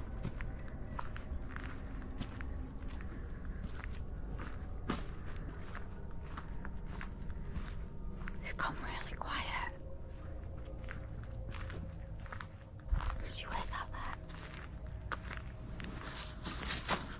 there? What was that as a conversation was going on? Really? Yeah. I can hear her talking. Get the key to meet her out. Surely there won't be people about now. No. But I don't particularly want to be. Just turn this on.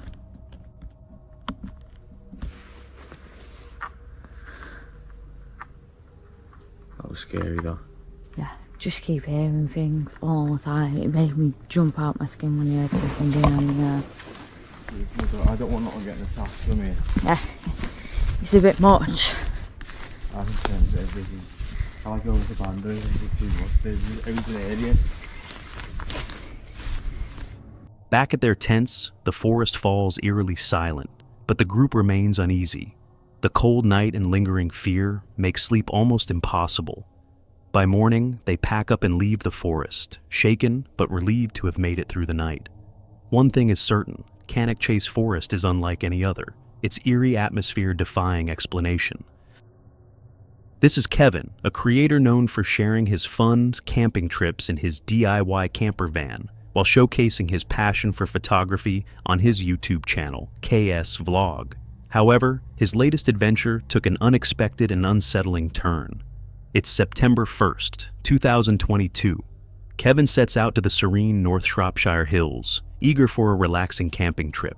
As he arrives, he feels optimistic about the peaceful night ahead. Right, well I was going to cook something, because I've got loads of food down there. I bought some tuna and pasta and bits and pieces, but because it's a little bit later, and where I am, because there's not that much around, because it is flat, but not flat if you know what I mean, there's a little walk up there. I've got about an hour or so to sunset. There's so much cloud in the sky, but there's lovely colours, so I thought, well, I did myself some cob, so I'm just having that. I mean, yes, in this you can still cook, I mean, in the small van and everything else, but yeah, I just can't be bothered tonight, because I'm here, like, maybe tonight, well, definitely tonight, and then probably tomorrow. It's just a little break, and just get me out and get me photography, because it's something I enjoy, and when you're like me with a spinal problem, that sometimes you can't do that much. The one thing I do find easier with a small camper like this is before going to bed, before it gets dark, you get the bed out, because it is just pull out like that, pull that out, move that one across, that's the armrest, clip, and then there you go. It's a lot easier to do it while it's light than it is while it's dark. After enjoying a quick meal and setting up his camper for the night, Kevin heads out for a stroll to watch the sunset and snap some photos. capturing the beauty of the golden hour. Well, I've got to the top, and I mean, the light is illuminating the valley. Absolutely lovely down there. Hopefully I've got a few pictures anyway.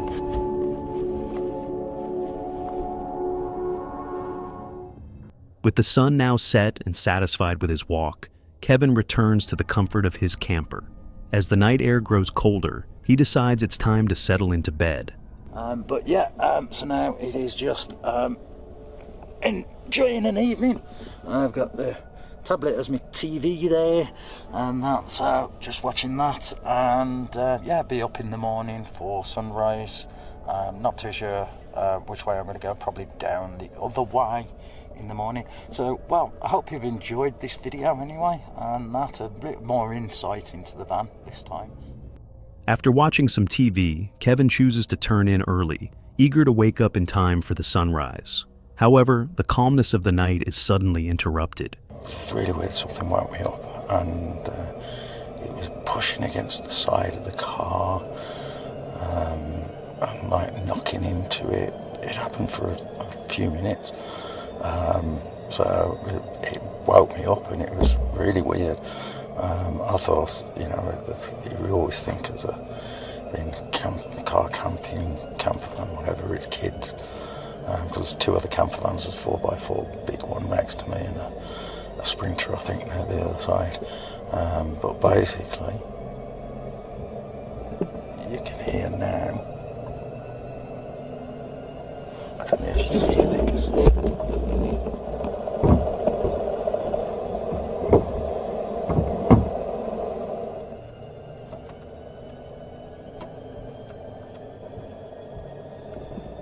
The car, the keys, it's been shaken.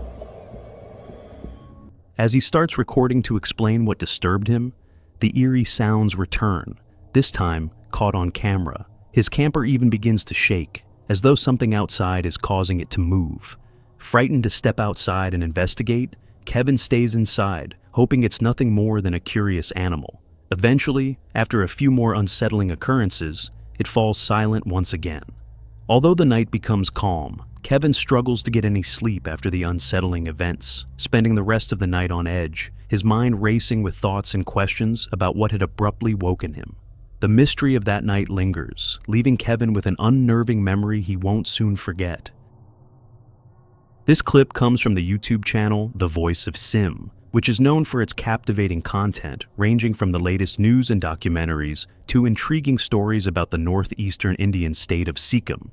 This particular video captures an unexplainable encounter in the heart of the Mahananda Sanctuary, deep within the Siliguri jungle.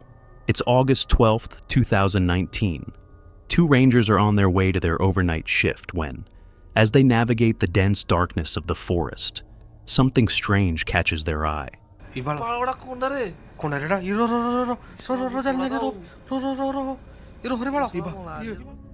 Suddenly, a white figure appears on the road. Initially, the rangers are unsure of what they're seeing, but as they approach, it becomes clear that it's moving.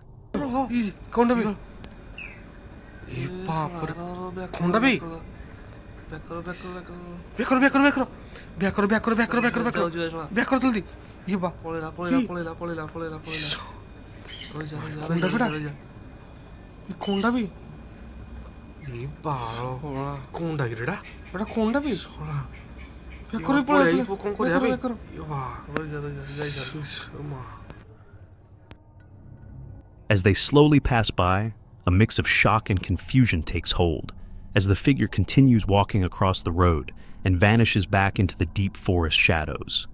To this day, the rangers remain baffled by what they witnessed, with no concrete explanation for the encounter. Was it a person in a white garment walking through the jungle in the middle of the night? Or could it have been something paranormal? The questions remain unanswered, leaving an eerie sense of mystery behind. It's unnerving to think about all the secrets the wilderness might still hold, hidden just beyond our understanding. Tonight, we follow a group of thrill seekers who thought they were walking into just another abandoned house. They expected eerie silence, maybe even a few ghost stories. But what they found inside was something far worse than any paranormal encounter. Hello? Hello? coming from down there. Here. It's not opening. This video comes from the channel Lewis Clark. In this particular video, Lewis and his friends are set to explore an abandoned building. So I believe this is our entrance. Sam's blocking it. He probably won't fit, but hopefully he will. Go on, Sam, you can go first. I will go first. Alex thinks he's that famous he's rented himself a cameraman. First one in the building. Come on, Sam. Somewhere. Oh! Concentrate's the wrong foot. I'm the only one without a light, so I've got to pull stuff with one ear. Oh, typical. As they approached the entrance, the air seemed unnaturally still. The front door, swollen from years of rain and neglect, groaned as they pushed it open. It was clear no one had lived here for a long time. It's a pretty good camera. Sam's getting horny over the camera. Oh, there's holes in the floor. Right, as soon as you come up the stairs, don't just fall straight through the floor. Sam, mainly you. Careful, Alex. Don't you fall in down there. Oh, yeah. I can't believe he's got me fucking filming all of this shit for him. Sam is Alex's bitch. Sam is Alex's bitch. Sam is Alex's bitch. Sam is Alex's bitch. At first, the group joked around, playing up their adventure for the camera. The leader of the group, Sam, gestured dramatically to the surroundings, pretending to host a horror documentary. But beneath their laughter, a growing sense of unease crept in. Something about this place felt wrong. Then, the first noise. I don't want to go in here. This seems very... I'm well nervous around this place. This has been so boring. It has. And it's because Mark's in it, isn't it, Sam? Oh, yeah. It's because you're in it. What the fuck? No, what have you guys done? No, oh, first we find this. I can hear bangs downstairs. Wait. Wait. Hello? Hello? It's coming from down there. It's coming from down there. It's coming from down there. There's got to be a room. Wait, what? A dull thud from upstairs. Faint, muffled, but unmistakably human. A cry for help. Was it a prank? Was someone really inside?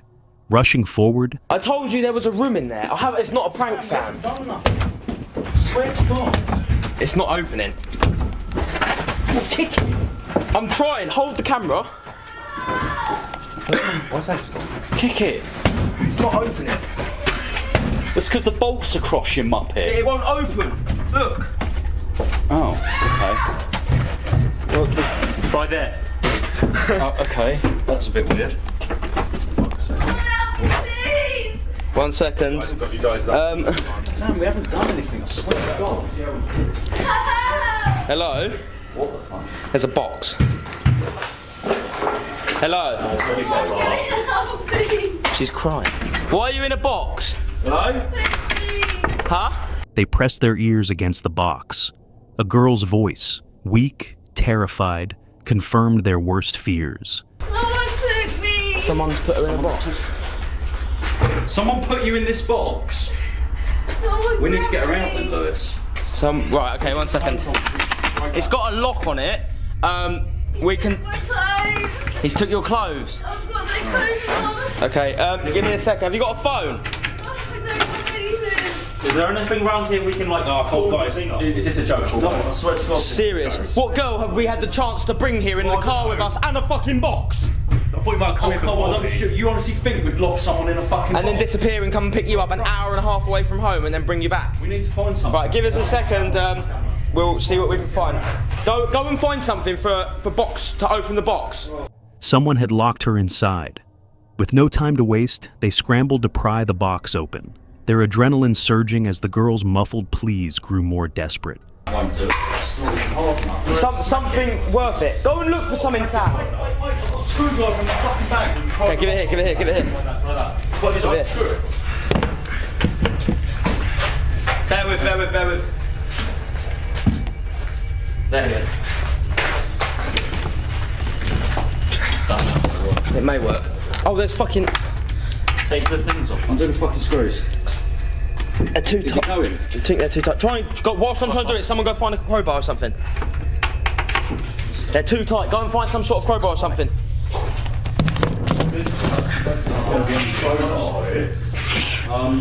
Shit. Something like long, basically. Fuck.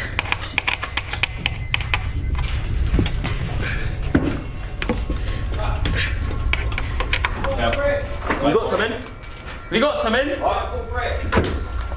Oh yeah, okay. Right, stay away from the lock as possible, as much as possible. What's your camera, Lewis? Fuck. Sam, can you hold that for me? Come, my cameraman. Yeah, alright, we're trying to smash the lock off, don't worry. I don't think it's gonna work. No, don't worry, it's not. Too brittle.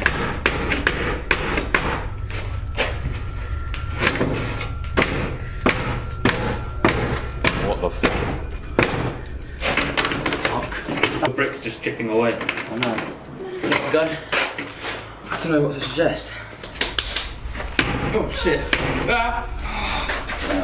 Good camera work. We've got. What the fuck? Wait, go and look on the floor for a key or something. Oh, hang on, do you not want me to film this for you? You take this then at least.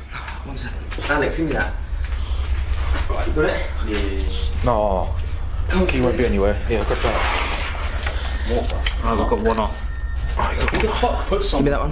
Give me that. Box. I only tried the left two, but. Okay. What idiot does. What idiot traps someone in a box? You okay? No. It's not very quiet. Okay. 2 screws left. Can you breathe? Oh, there is breathing holes.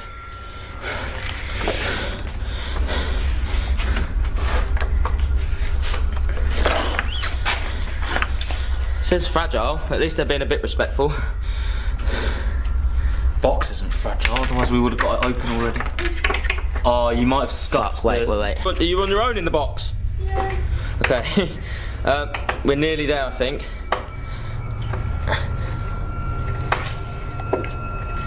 That's one. Last one. Break into places. Bear Grylls. Bear Grylls. Don't eat bugs. Or drink my piss. Fuck's sake. At least not for survival. I'm still not fucking convinced. What? We haven't done this. Done. Why would you lock someone in a fucking box? Seriously. Right, I've done it. Okay. Seriously. Oh shit. Oh my god. The lock was old but sturdy. They searched the house for anything they could use.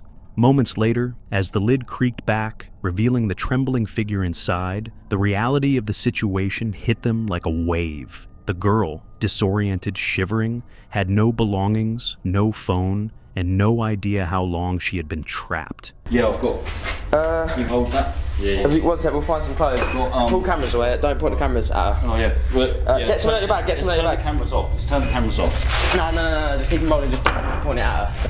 When I get really hot and sweaty, I've got a spare t-shirt. Okay. Sorry, that's all we've got. What happened? Someone took me.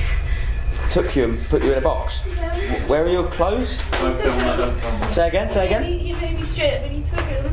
Are they in this building? I don't know, he's gone. He took him. Where the camera was? Did you have a camera with you? I did, but I That was yours? lost it. That was yours. We've got it. We've got cameras like you've got cameras, I suppose. So we're just filming a video, but we'll keep them off you as much as possible. Was it upstairs? Shit. Downstairs on the left, I think. Right. Sorry about that. That's the best t-shirt we've got. It's my spare when I get all hot and sweaty. So, you've just been put here by. Yeah, someone put me in here. Okay. You got a phone? Everything's gone. I've got nothing. Anyone you can call? My boyfriend. Do you know his number? Yeah. Give her phone. Someone give her a phone. She was in shock, barely able to speak, but one thing was clear. Someone had put her there deliberately. Slowly, between shaky breaths, she revealed what little she remembered. How long have you been in there? I don't know. Shit. It's a nice made box. That's shit. Fuck.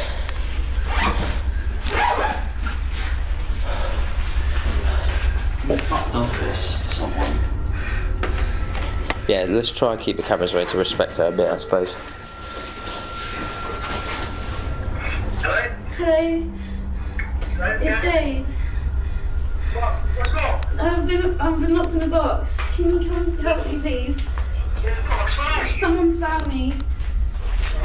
There's 4 men here. They took all my clothes.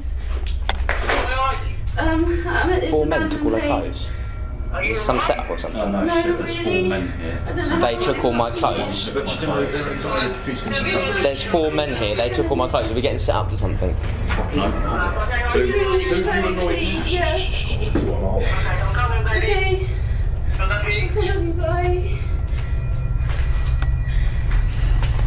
4 men. Their faces were a blur, but their intentions had been clear.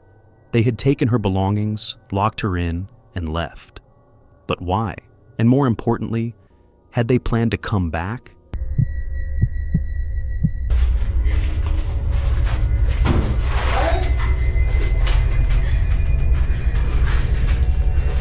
Hey. Someone's there. Okay, we'll let her get out of the box. To move the cameras away. Yeah, man. Hey, you alright?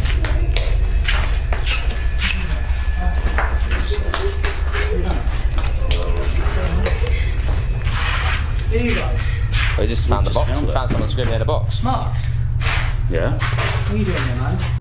As they led her away from the house, the weight of the night's events settled in. The thrill of exploration had been replaced by something far more real: fear, disbelief, and a haunting question that would stay with them long after they left that place. Who did this? And were they watching the entire time? Before we dive in, I'd really appreciate it if you took a moment to subscribe to the channel and become part of this amazing community. About 95% of you watching aren't subscribed. It's completely free. Now, let's get back to the video. This video comes from Ian, known for his solo adventures exploring some of the most haunted and terrifying locations in America on his YouTube channel, Midwest Ghost Hunter. Ian searches for undeniable paranormal evidence, sharing his findings with his audience. For this overnight solo journey, Ian ventures deep into the Minnesota woods to uncover the secrets of the old, overgrown Vicksburg cemetery. Steeped in chilling folklore and known for its ghostly legends, this haunting site is the perfect destination for Ian to explore and hopefully capture compelling paranormal activity.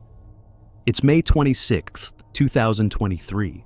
After a long trek through Minnesota's dense wilderness, Ian finally arrives at the cemetery under the cover of night. As darkness descends, the eerie atmosphere sets the stage for what promises to be an unforgettable investigation. It's a long and very spooky walk to get to this cemetery.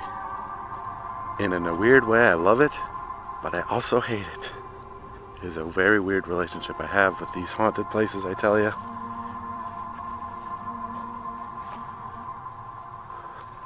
Just think of all the animals that might be out here. So not only do I have to worry about spirits, I have to worry about wildlife as well. I'm already freaked out. It is so creepy out here. But I'm going to be staying the entire night, no matter what happens. Shrouded in an eerie atmosphere that seems to cling to the overgrown cemetery, Ian can't help but feel a chill of unease. Every shadow feels alive, and every sound carries a hint of something unseen. Despite his nerves, his determination to uncover the truth keeps him moving forward. As he begins his investigation, the unexplainable starts to unfold. Hello?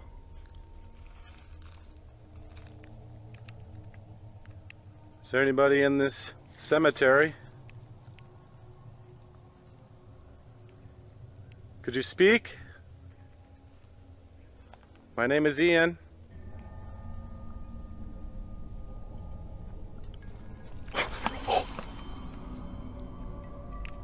Oh my gosh.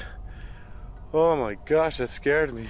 As Ian attempts to communicate with the spirits said to linger in the cemetery, the silence is suddenly broken by the sound of rustling nearby. The noise startles him, sending a chill down his spine, but it also sparks a surge of excitement. He might have just gotten a response. Gathering his courage, Ian presses on and makes the decision to step through the gate, venturing deeper into the heart of the haunted cemetery. All right. Entering the cemetery.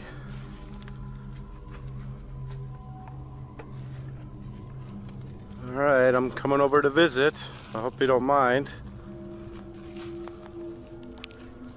Oh my God. gosh. This whole grave is in shambles. I'm sorry that your tombstone has been destroyed. What happened? Is it vandalized? Whoa. Okay, I just heard you. At this moment, a woman's whisper intelligently responds to my question.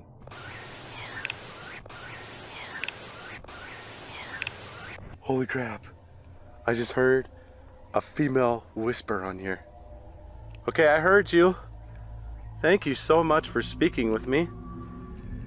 As Ian explores the Eerie cemetery, he comes across multiple gravestones, weathered, broken, and long forgotten. Intrigued by their state of disrepair, he asks aloud if they have been vandalized. To his astonishment, a faint woman's voice responds, sending shivers down his spine. Convinced he's making contact with a lingering spirit, Ian quickly retrieves his K2 meter, determined to strengthen this connection and gather more concrete evidence of the paranormal presence surrounding him. Alright, I've got a K2 meter in my hand. This measures electromagnetic fields. I'm going to see if I can communicate with you. In my left hand, I have a green light. It won't harm you in any way. All it will simply do is detect your presence. If you're still here, could you tell me your name? Because unfortunately, there's really no way for me to tell.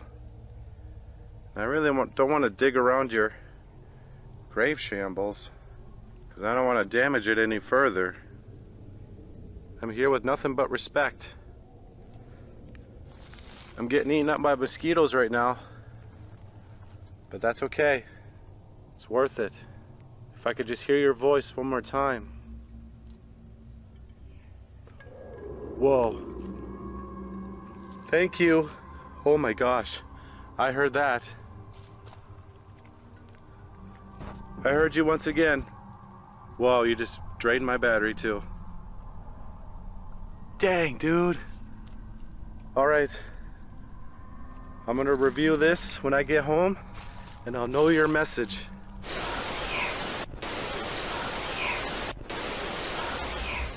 Although Ian's K2 meter remains silent, the woman's voice returns, faint but unmistakable. When enhanced later, the audio reveals her haunting words. It's lonely here. Just as Ian receives the chilling message, his camera battery suddenly dies without warning, a phenomenon often associated with spirits drawing energy to manifest. This unexpected turn leaves Ian both startled and intrigued, further convinced that he's not alone in this haunted cemetery. Now what's really interesting to me about this is that this camera, it just died. And this is a fresh battery. And that was right after she said something, which is further evidence that spirits really do drain these batteries for energy to do things. As the clock ticks past midnight, the cemetery grows eerier with every passing moment. Undeterred, Ian decides to continue exploring, eager to uncover more evidence of the paranormal. The thick darkness and chilling silence only heighten the suspense, and Ian's anticipation builds as he senses that the night's mysteries are far from over. There's another one right here. I don't think I'm gonna be able to read this one. Hello? I heard you walking again. I would really like to get to know you. Oh, it is so scary out here. You have no idea how freaky it is. My infrared camcorder just captured this ethereal form drifting through the darkness. As Ian continues asking questions, his unattended camera captures something extraordinary. A faint, ethereal figure gliding silently through the frame. Completely unaware of what his camera has just recorded, Ian presses on, fueled by excitement and curiosity. It isn't until he reviews the footage back home that he realizes he may have captured undeniable evidence of the paranormal, a chilling reminder of what might still linger unseen in our world. Undeterred by the strange events unfolding around him, Ian keeps exploring, determined to uncover even more from this haunted cemetery. Okay, here is the supposed glowing grave. If there's anyone that haunts this gravesite, could you show yourself somehow?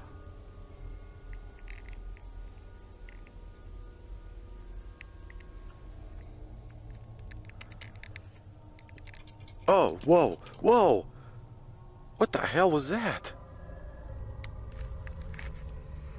Did you just rattle this fence?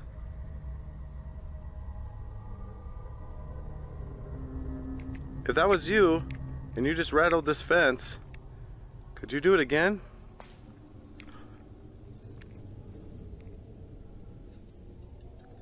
Whoa. Holy moly. Dude, this is crazy. This fence keeps rattling. Out of nowhere, the fence surrounding the grave begins to rattle, its metallic clatter echoing through the stillness. There's no wind, no visible cause, just the eerie sound breaking the silence. Ian, startled but intrigued, decides to test if this is truly paranormal and asks aloud for it to happen again.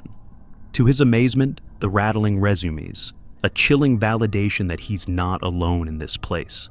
Encouraged by the response, Ian steels himself and continues, eager to capture more evidence. Here, I could try to read your grave. What does that say? Nanny? Is your name Nanny? Whoa. Okay. I take that as a yes. Thank you. I take it you're a female. Oh my gosh. Wait a minute.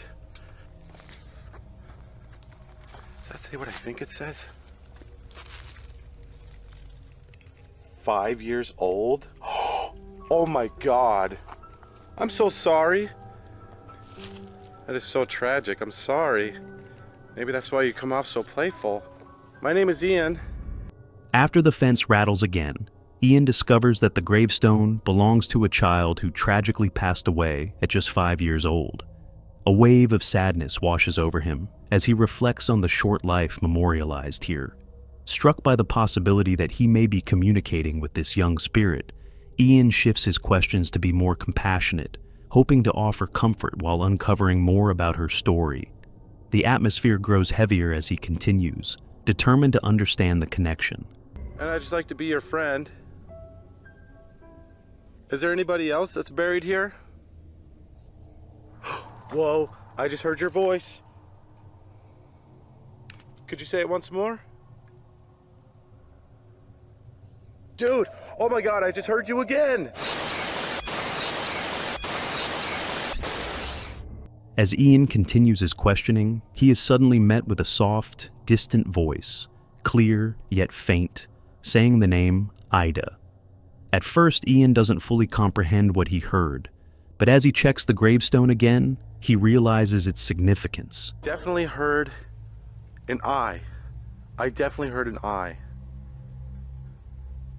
What does that say? Ida! Oh my god! Her name is Ida! And I just heard that on the voice recorder. That is exactly what I heard now that I think about it. It was definitely an I. Holy sh**, my heart is thumping right now. Dude, this is insane. I'm getting so much awesome activity over here. Whoa.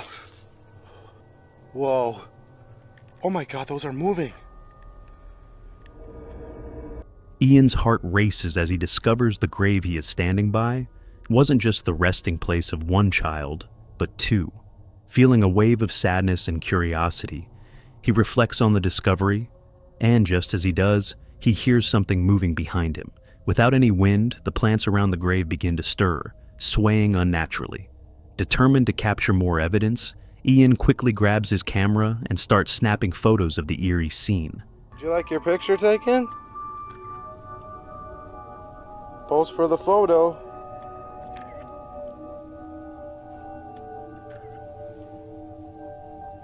Could you smile?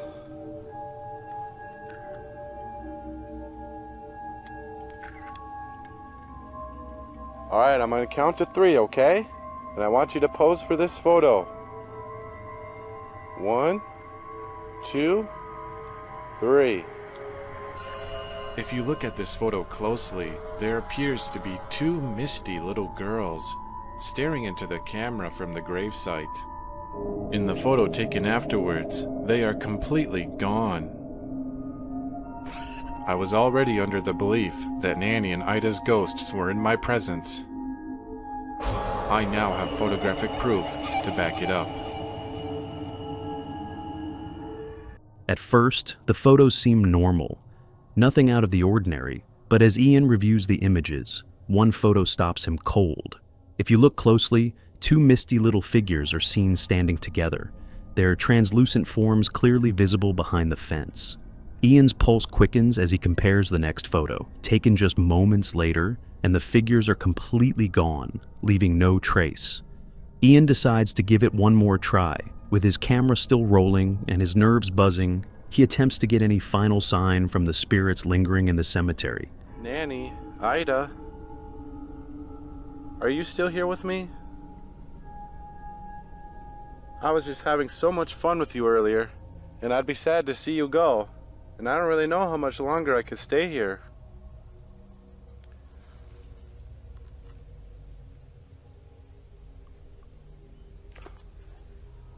Whoa! Oh my god! Dude, she just touched my shoulder! Oh my god! She like flicked me on the shoulder.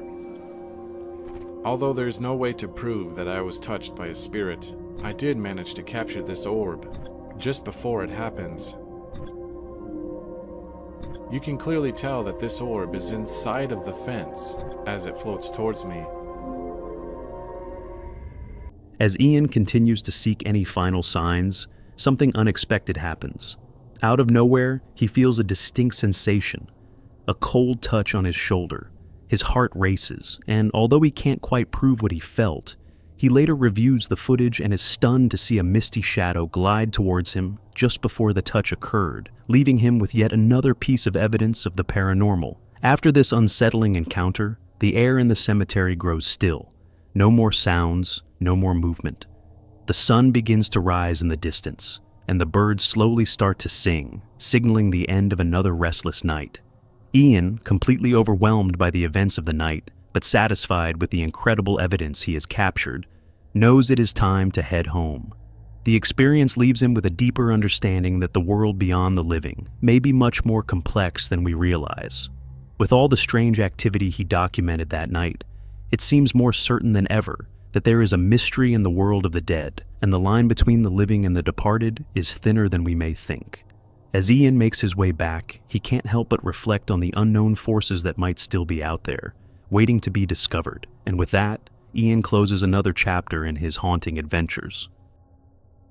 Meet Dell and David, two friends who love exploring mysterious and intriguing locations and sharing their experiences on their YouTube channel, Signs and Signals. In this video, they embark on an overnight adventure to Lockhart, a small town in South Carolina, known for its rich history and eerie tales.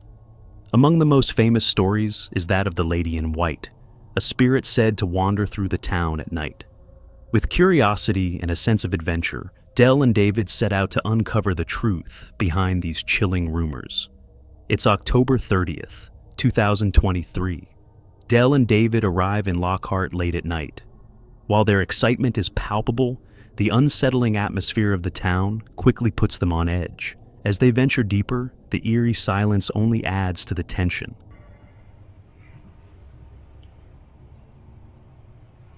Dude, this is so sketch. I was thinking the same thing. You sure this is the spot he was talking about? He said under the bridge. He wasn't talking about that at all. He said when you're coming in under that bridge. He said Longview. This is Longview right there. And there's the abandoned house. Maybe that's where he heard screams from over there at that house. Oh. Might have been a different kind of scream. He might have got them mixed up. Let me put this outside the car. Can't see the camera very well, but I feel weird about getting out around here. Do we have to? No. A friend had recommended visiting a bridge rumored to be a hotspot for paranormal activity. However, feeling uneasy about stepping out of the car and unsure if they were at the right location, they decided to explore further into town. Well, saw no trespassing sign, so I don't think we can go in there. Yeah, we ain't trying to get arrested. Really don't want to go in there anyway. Yeah, I mean...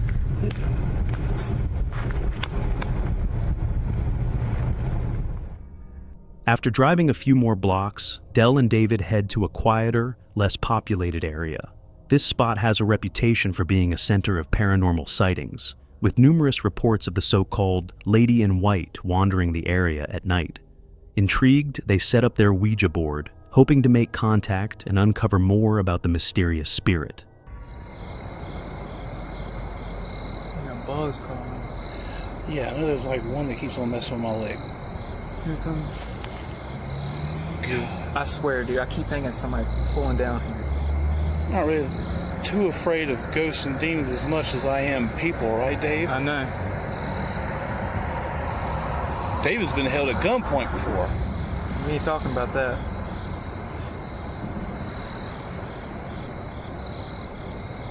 Are you real? Oh! Oh, oh, oh! Yo, hey! Y'all alright? As they attempt to gather answers through the Ouija board, the occasional passing cars create an uneasy tension, making them feel more on edge than any potential spirits. But just as Del asks another question, a loud, eerie scream pierces the silence, echoing from the distance. Concerned that someone might be in trouble, they decide to investigate the source of the chilling sound. Oh! Somebody got hurt. That sounded like a woman, too. Hey! I got goosebumps, dude. Yo, are we really gonna go down here? Hey! Are you okay? There's no way we can even get to whoever it is. Maybe, like, they were down there in the water. I don't know, dude. Are we supposed to call the cops or something? I don't really know. I feel like yes, kinda. Could that be like an animal, though? They say bobcats do. Make, yeah, like a screeching sound. I ain't trying to walk over there and like get hurt either. I'd rather just, I don't know, dude. Just go up there. Just go check it out just to say that we at least attempted to come down here. Hello? That just sounded so much like a woman. Hello?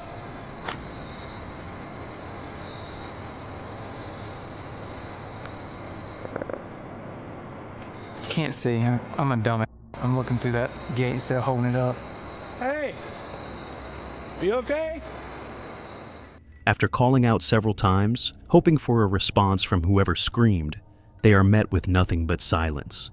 With no sign of anyone nearby, Del and David decide to head back to their car. But just as they're about to leave, they spot a man wandering through the same area, catching them off guard. No, this won't be Patreon. This will be legit. I ran to get the battery pack guys, and apparently that guy over there heard the scream too, and he came over here to see what was going on. Yeah. And it was sketchy as hell. But yeah, they heard the scream too, and they're just going around trying to check for it. But hey, we didn't say bye on that Ouija board, by the way, and it's just sitting over there. All right. Well, let's wait for them to leave and let's do the outro. As they speak to the man, he explains that he and a friend also heard the scream and came to investigate, worried someone might be in danger. Del and David decide to stay nearby, ready to assist if the two men uncover anyone in need of help. Well, whatever that was, I thought someone was out there like getting murdered or something. Yeah. And just like nothing else came from it, so I don't know. Now, I'm not sure if that was supposed I mean, I don't know what else it could be. I mean, maybe what they say is true about this place. I don't know. But I know that the Ouija board didn't show us anything. And I'm sorry that we like got freaked out by the sound and like took our hands off. But like we went back and like. But we put our hands back on it though. Like, I mean, all right, goodbye. Isn't that good enough? Yeah, like we're good, right? I mean, the Ouija board didn't do anything anyway. So I don't know. But I know the camera's got to pick up that scream. That scream, yeah, that was weird. Don't understand that. No one's out there. You can't even get in the gate. Can't get in the gate. So how would you be back there? Exactly. After waiting for a while, it becomes clear that the two other men also haven't found any trace of what could have caused the eerie scream. With the Ouija board showing no signs of activity either, Del and David decide it's time to wrap up the night. But just as they're about to leave the area and get back into their car, something strange catches their attention. That car sounded like a bunch of dogs barking to me. Is that why you look like that? Yeah, I was like, what the hell? Coyotes in full force?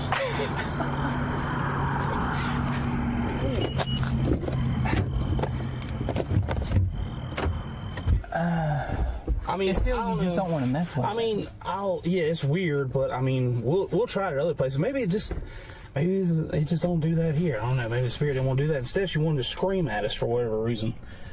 Dude. What? I swear to God, I just saw something go behind the car. Lock the door. What? Dude, turn your cam on. The backup cam. Oh. Turn it on. Dude, I swear I saw something white for real. Oh, holy shit. Yep. Oh, what the Dude, is that just somebody out there? Dude. Get out. Dude. Go. What the is that, dude? Hey, who's out there? Who's out there?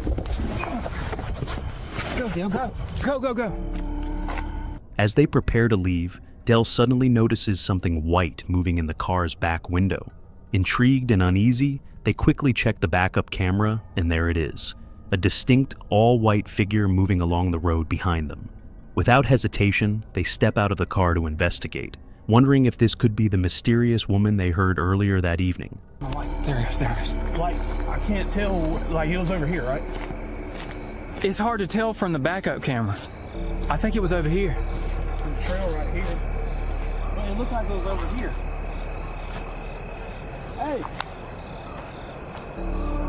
Anybody out there? Yeah, I'm telling you, bro.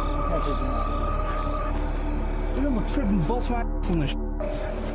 Oh, we gotta go.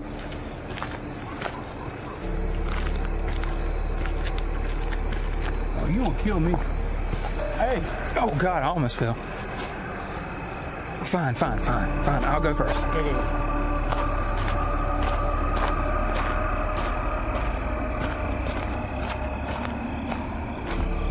Hey, we're not trying to mess with y'all, man. We're just making a video.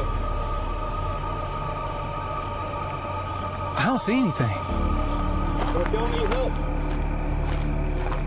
Oh, dude, I thought that bush was something right there. Hey, dude, I don't like this, David. Let's go.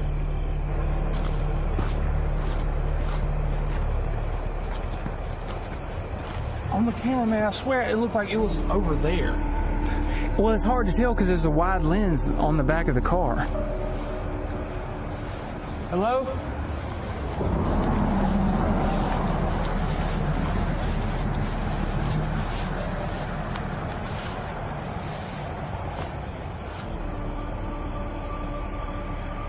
Dude. What? I think we got like actual good evidence. I know for sure I saw something. Dude, there's nobody out here, man. There's nobody out here. Despite a thorough search, including walking down an unpaved road where the figure may have disappeared, they find nothing but a dead end. The figure, whatever it was, has vanished without a trace. With no answers and a growing sense of discomfort, they are left questioning what they had just witnessed. I thought maybe it was somebody. They really come on down here and get stabbed or something. They really know where to go back here. That's just more thick, like. That's just woods right there. This leads down to the water. I gotta check.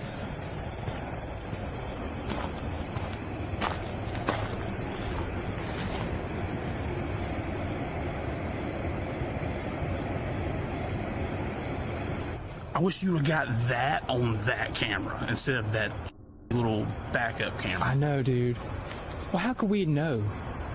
Dude, I'm just saying, like, I saw something and I thought that was somebody, like, walking around the back of the car, and I started getting, like, flashbacks of somebody getting in the back of our car before. Yeah. And I was like, they gonna get in while we're in the car right now. Like, what's up, dude? Like, I was freaking out. I had to lock the door quick, and I was like, dude.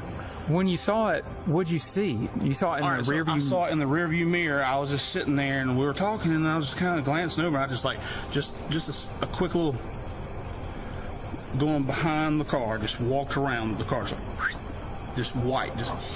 Oh, damn. And then you see a white figure on the camera way further away. So how could that go from right behind the car and then way over here, which I think is over there?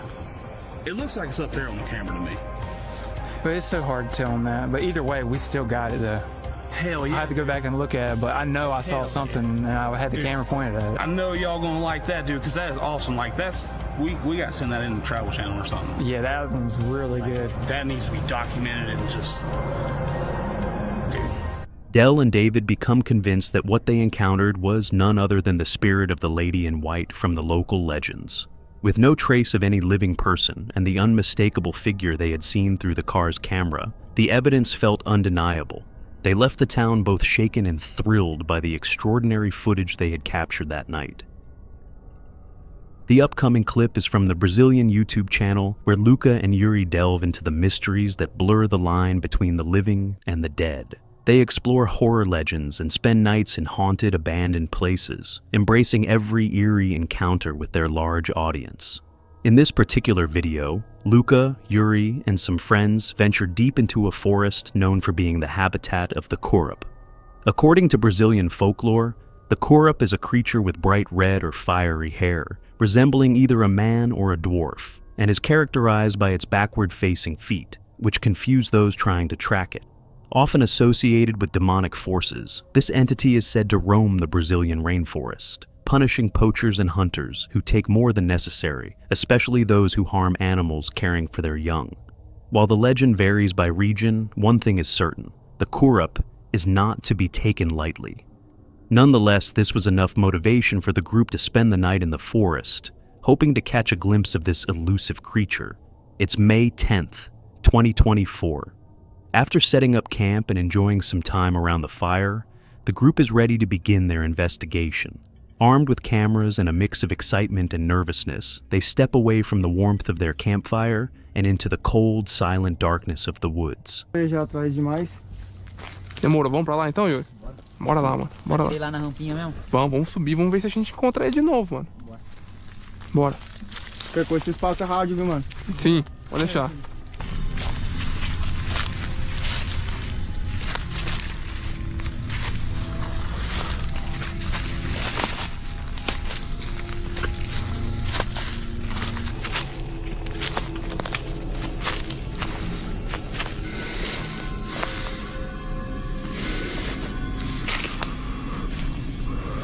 Mano, essa oferenda eu feia pra ele da última vez, né? Foi. Será que ele tomou, mano? Mano, pelo que eu tava vendo aqui, não saiu nem do lugar, mano. Nem saiu do lugar, né, mano? After spending some time exploring the area around their campsite, the group experiences a blend of disappointment and relief. While they haven't encountered anything out of the ordinary, at least the surroundings seem safe. Choosing to take a break, they return to their base to tend to the fire and collect themselves, completely unaware that the most chilling part of their night is yet to unfold. Pequeno aqui a gente vai.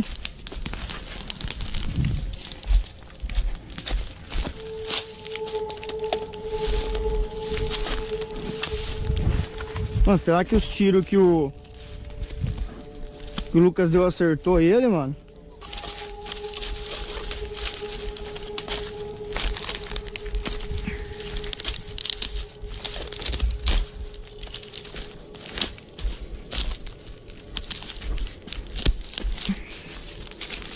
Nossa, galinho duro, cara, de quebrar.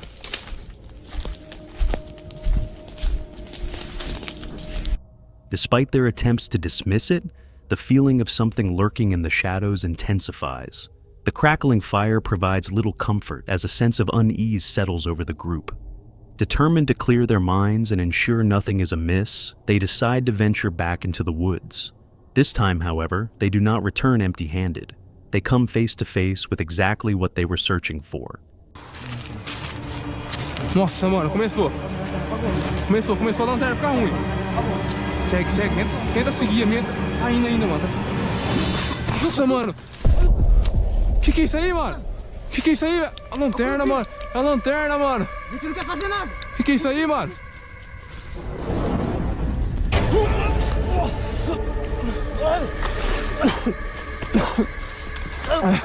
Ai, ele tá vindo. The figure they encounter matches the descriptions of the Corop, a man-like entity engulfed in flickering flames. Their initial shock quickly transforms into panic. Hearts racing, they fire shots at the figure, but it remains unaffected, standing ominously in the darkness.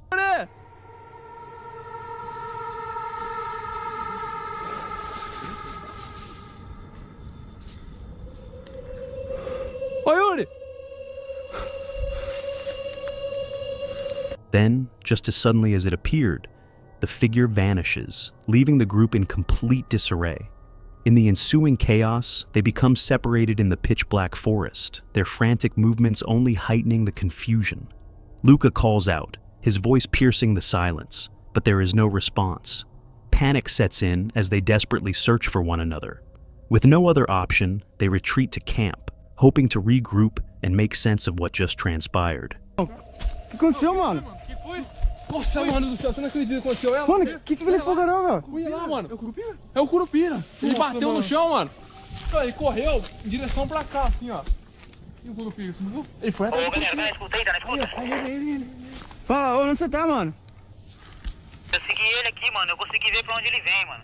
Ô, ele entrou numa toca aqui, cara. Eu não tô conseguindo chegar até ele, mano. Toca, e agora? Dá pra voltar. Ó, volta aqui, Yuri. Volta, mano. One by one, they manage to return, bewildered and trembling, as they try to comprehend the terrifying encounter. Yearning for answers, they make a final decision to return to the location where they saw the figure and check if the fire in the woods is still burning. Ele apareceu aqui, ó. Mano, você tinha que ver, cara. Eu nunca vi um negócio desse, cara. Ó o Yuri lá. Ó o Yuri. O que aconteceu, mano? O que aconteceu, velho? Mano, olha que isso aqui, mano. Nossa, mano. Foi isso, velho. O cara é muito forte, velho. Você é louco, mano. Mano, como que ele faz isso aí? Eu não sabia que ele podia fazer isso aí, não. Mano, você é louco, velho. O que aconteceu lá, mano? After regrouping and processing the frightening experience, the group concludes that they have had enough. The risk of another encounter feels too great, and their safety takes precedence. Without hesitation, they pack their belongings, extinguish the fire, and leave the forest behind. Though deeply unsettled by what they witnessed, there's also a sense of fulfillment. After all, they set out to find the Corop, and they may have captured something on camera that defies explanation. Most importantly, they made it out unharmed, although the eerie memory of this night will likely linger with them forever. This next video comes from the YouTube channel The Outdoor Gear Review, created by Luke, a passionate nature enthusiast who thrives on hiking, backpacking, and wild camping adventures. Through his channel, he shares his journeys, offering viewers an authentic glimpse into the beauty and challenges of the great outdoors. In this clip, Luke sets off on a solo overnight expedition in the rugged mountains of Idaho, tackling the Devil's Throne Trail. Known for its moderate difficulty, the trail promises stunning views, but also carries an air of mystery. However, as Luke would soon find out, the trail's challenges weren't the only surprises awaiting him. It's October 15th, 2024. Despite the unsettling tales surrounding the area, Luke begins his hike brimming with excitement and energy, eager to embrace the adventure ahead. Already, my hike up to the Devil's Throne has begun. And let me tell you all, folks, this is steep. I forgot exactly just how steep this is. It is killer. It is so steep and so remote. That is one of the reasons why so few come up here. Another reason why people do not come up here is because of the history of this area. This place has a very dark past and a lot of mystery that surrounds it. To many of the locals, this is haunted. To the Native Americans that were here before, it is haunted. Not only has there been numerous ghost sightings up here, but there have been Bigfoot sightings too. It's because of all of those reasons that I'm drawn to this place.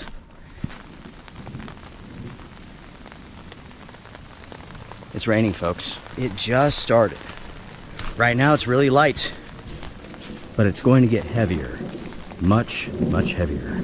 I was hoping to make it to the top before the rain set in. That is not going to happen. The reason why is pretty simple. This trail is so steep. Doing it in your rain gear is awful. Even though it's not that warm today, that much elevation, that quickly, it warms you up fast.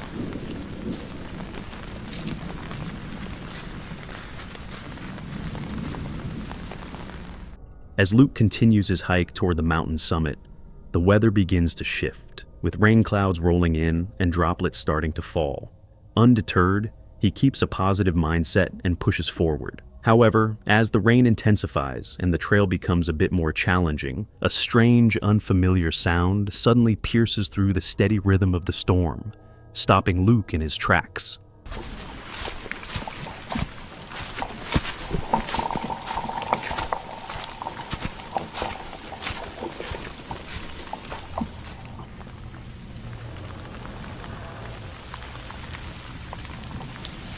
What was that?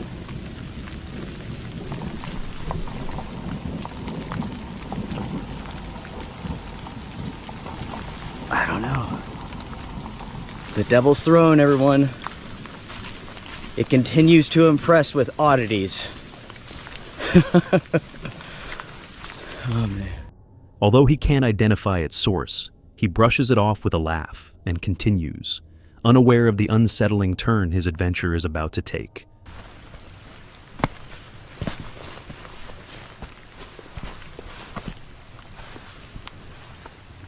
Take a look at this impression in the stone. It looks like a gigantic boot print.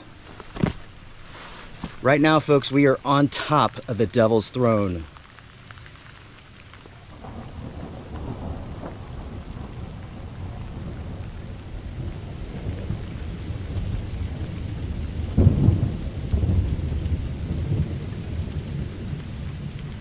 It sure is beautiful how the fog is beginning to depart the area. Typically that means when you have a front coming through, that heavy rain is about to begin. Oftentimes, like the beginning of the front will push the fog out of the way, and then it's on. And just like that, we're hearing thunder too. Oh boy.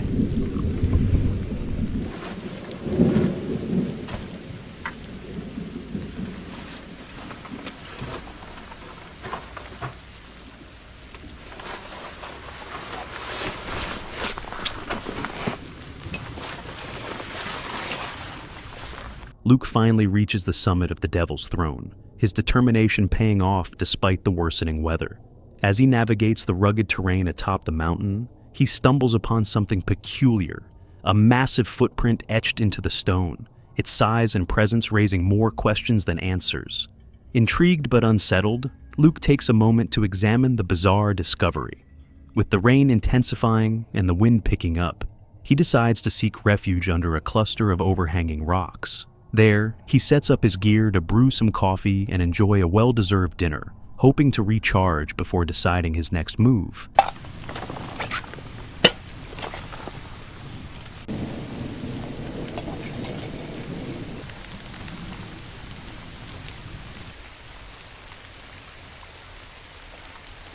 As Luke prepares his meal, the comforting aroma of coffee mixes with the fresh scent of rain-soaked earth. He settles in, savoring the moment of quiet amid the rugged wilderness. Gradually, the sun dips below the horizon, casting the landscape in shadow. As the mountains are enveloped by the deepening night, the once vivid surroundings fade into a dense, impenetrable darkness. But then, just as Luke begins to enjoy his dinner, the tranquil atmosphere shifts. The air feels heavier, charged with an unspoken tension. Out of the silence, strange distant sounds echo through the mountains.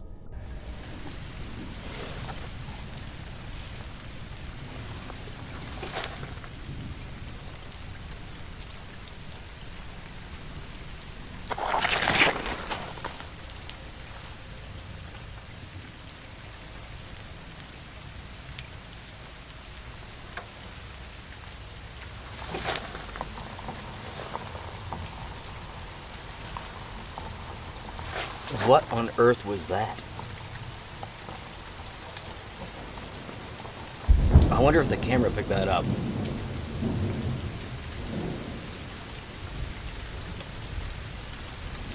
I have no clue what that was. As Luke listens closely, a strange knocking sound reverberates through the wilderness. Unease settles in, and he begins to question his decision to stay overnight. The worsening storm only amplifies his doubts, with rain now pelting harder and the wind howling through the rugged terrain. Obviously, the rock is slick and all that stuff. At the same time, because of all of the flooding that we've had recently, the trail, for the most part, has been washed away. It's heavily rutted. Oftentimes, you have to walk on the sides of the trail because, like, in the center, it's like a foot or 2 feet deep, but you don't really notice that because it's full of leaves. So, like, sometimes it's super deep, sometimes it's not. It really does throw you off because you don't know what to expect in the center of that trail. So, without a doubt, we have to hike slow, we have to hike careful, and that is what we're going to do. It's going to take a while. After some time spent wrestling with his instincts and weighing the risks, Luke decides to trust his gut. The unsettling sounds, combined with the relentless storm, make it clear that staying the night isn't worth the potential danger. Resolute in his decision, he packs up his belongings, secures his gear, and prepares for the treacherous journey back down the mountain.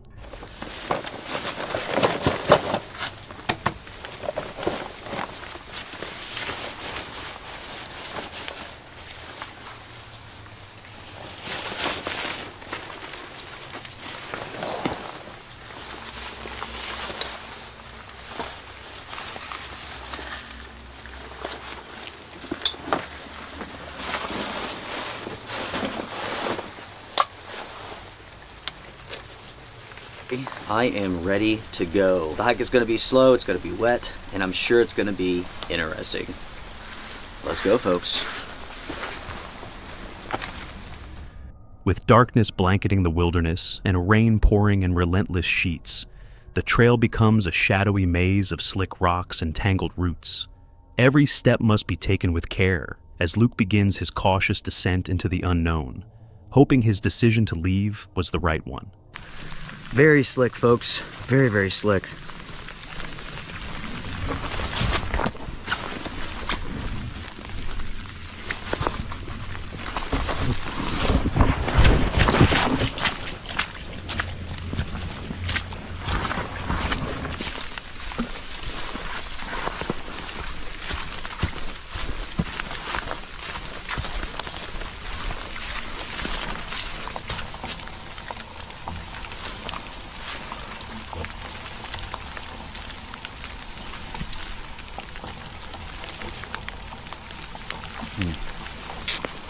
I don't know. In the future, my friends, I will be back and I will spend the night up here.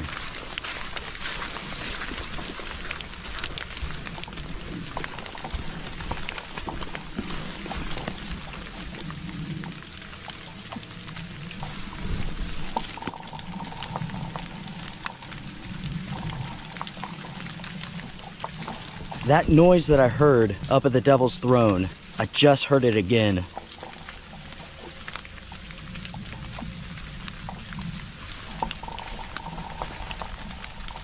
But I'm not sure where at though.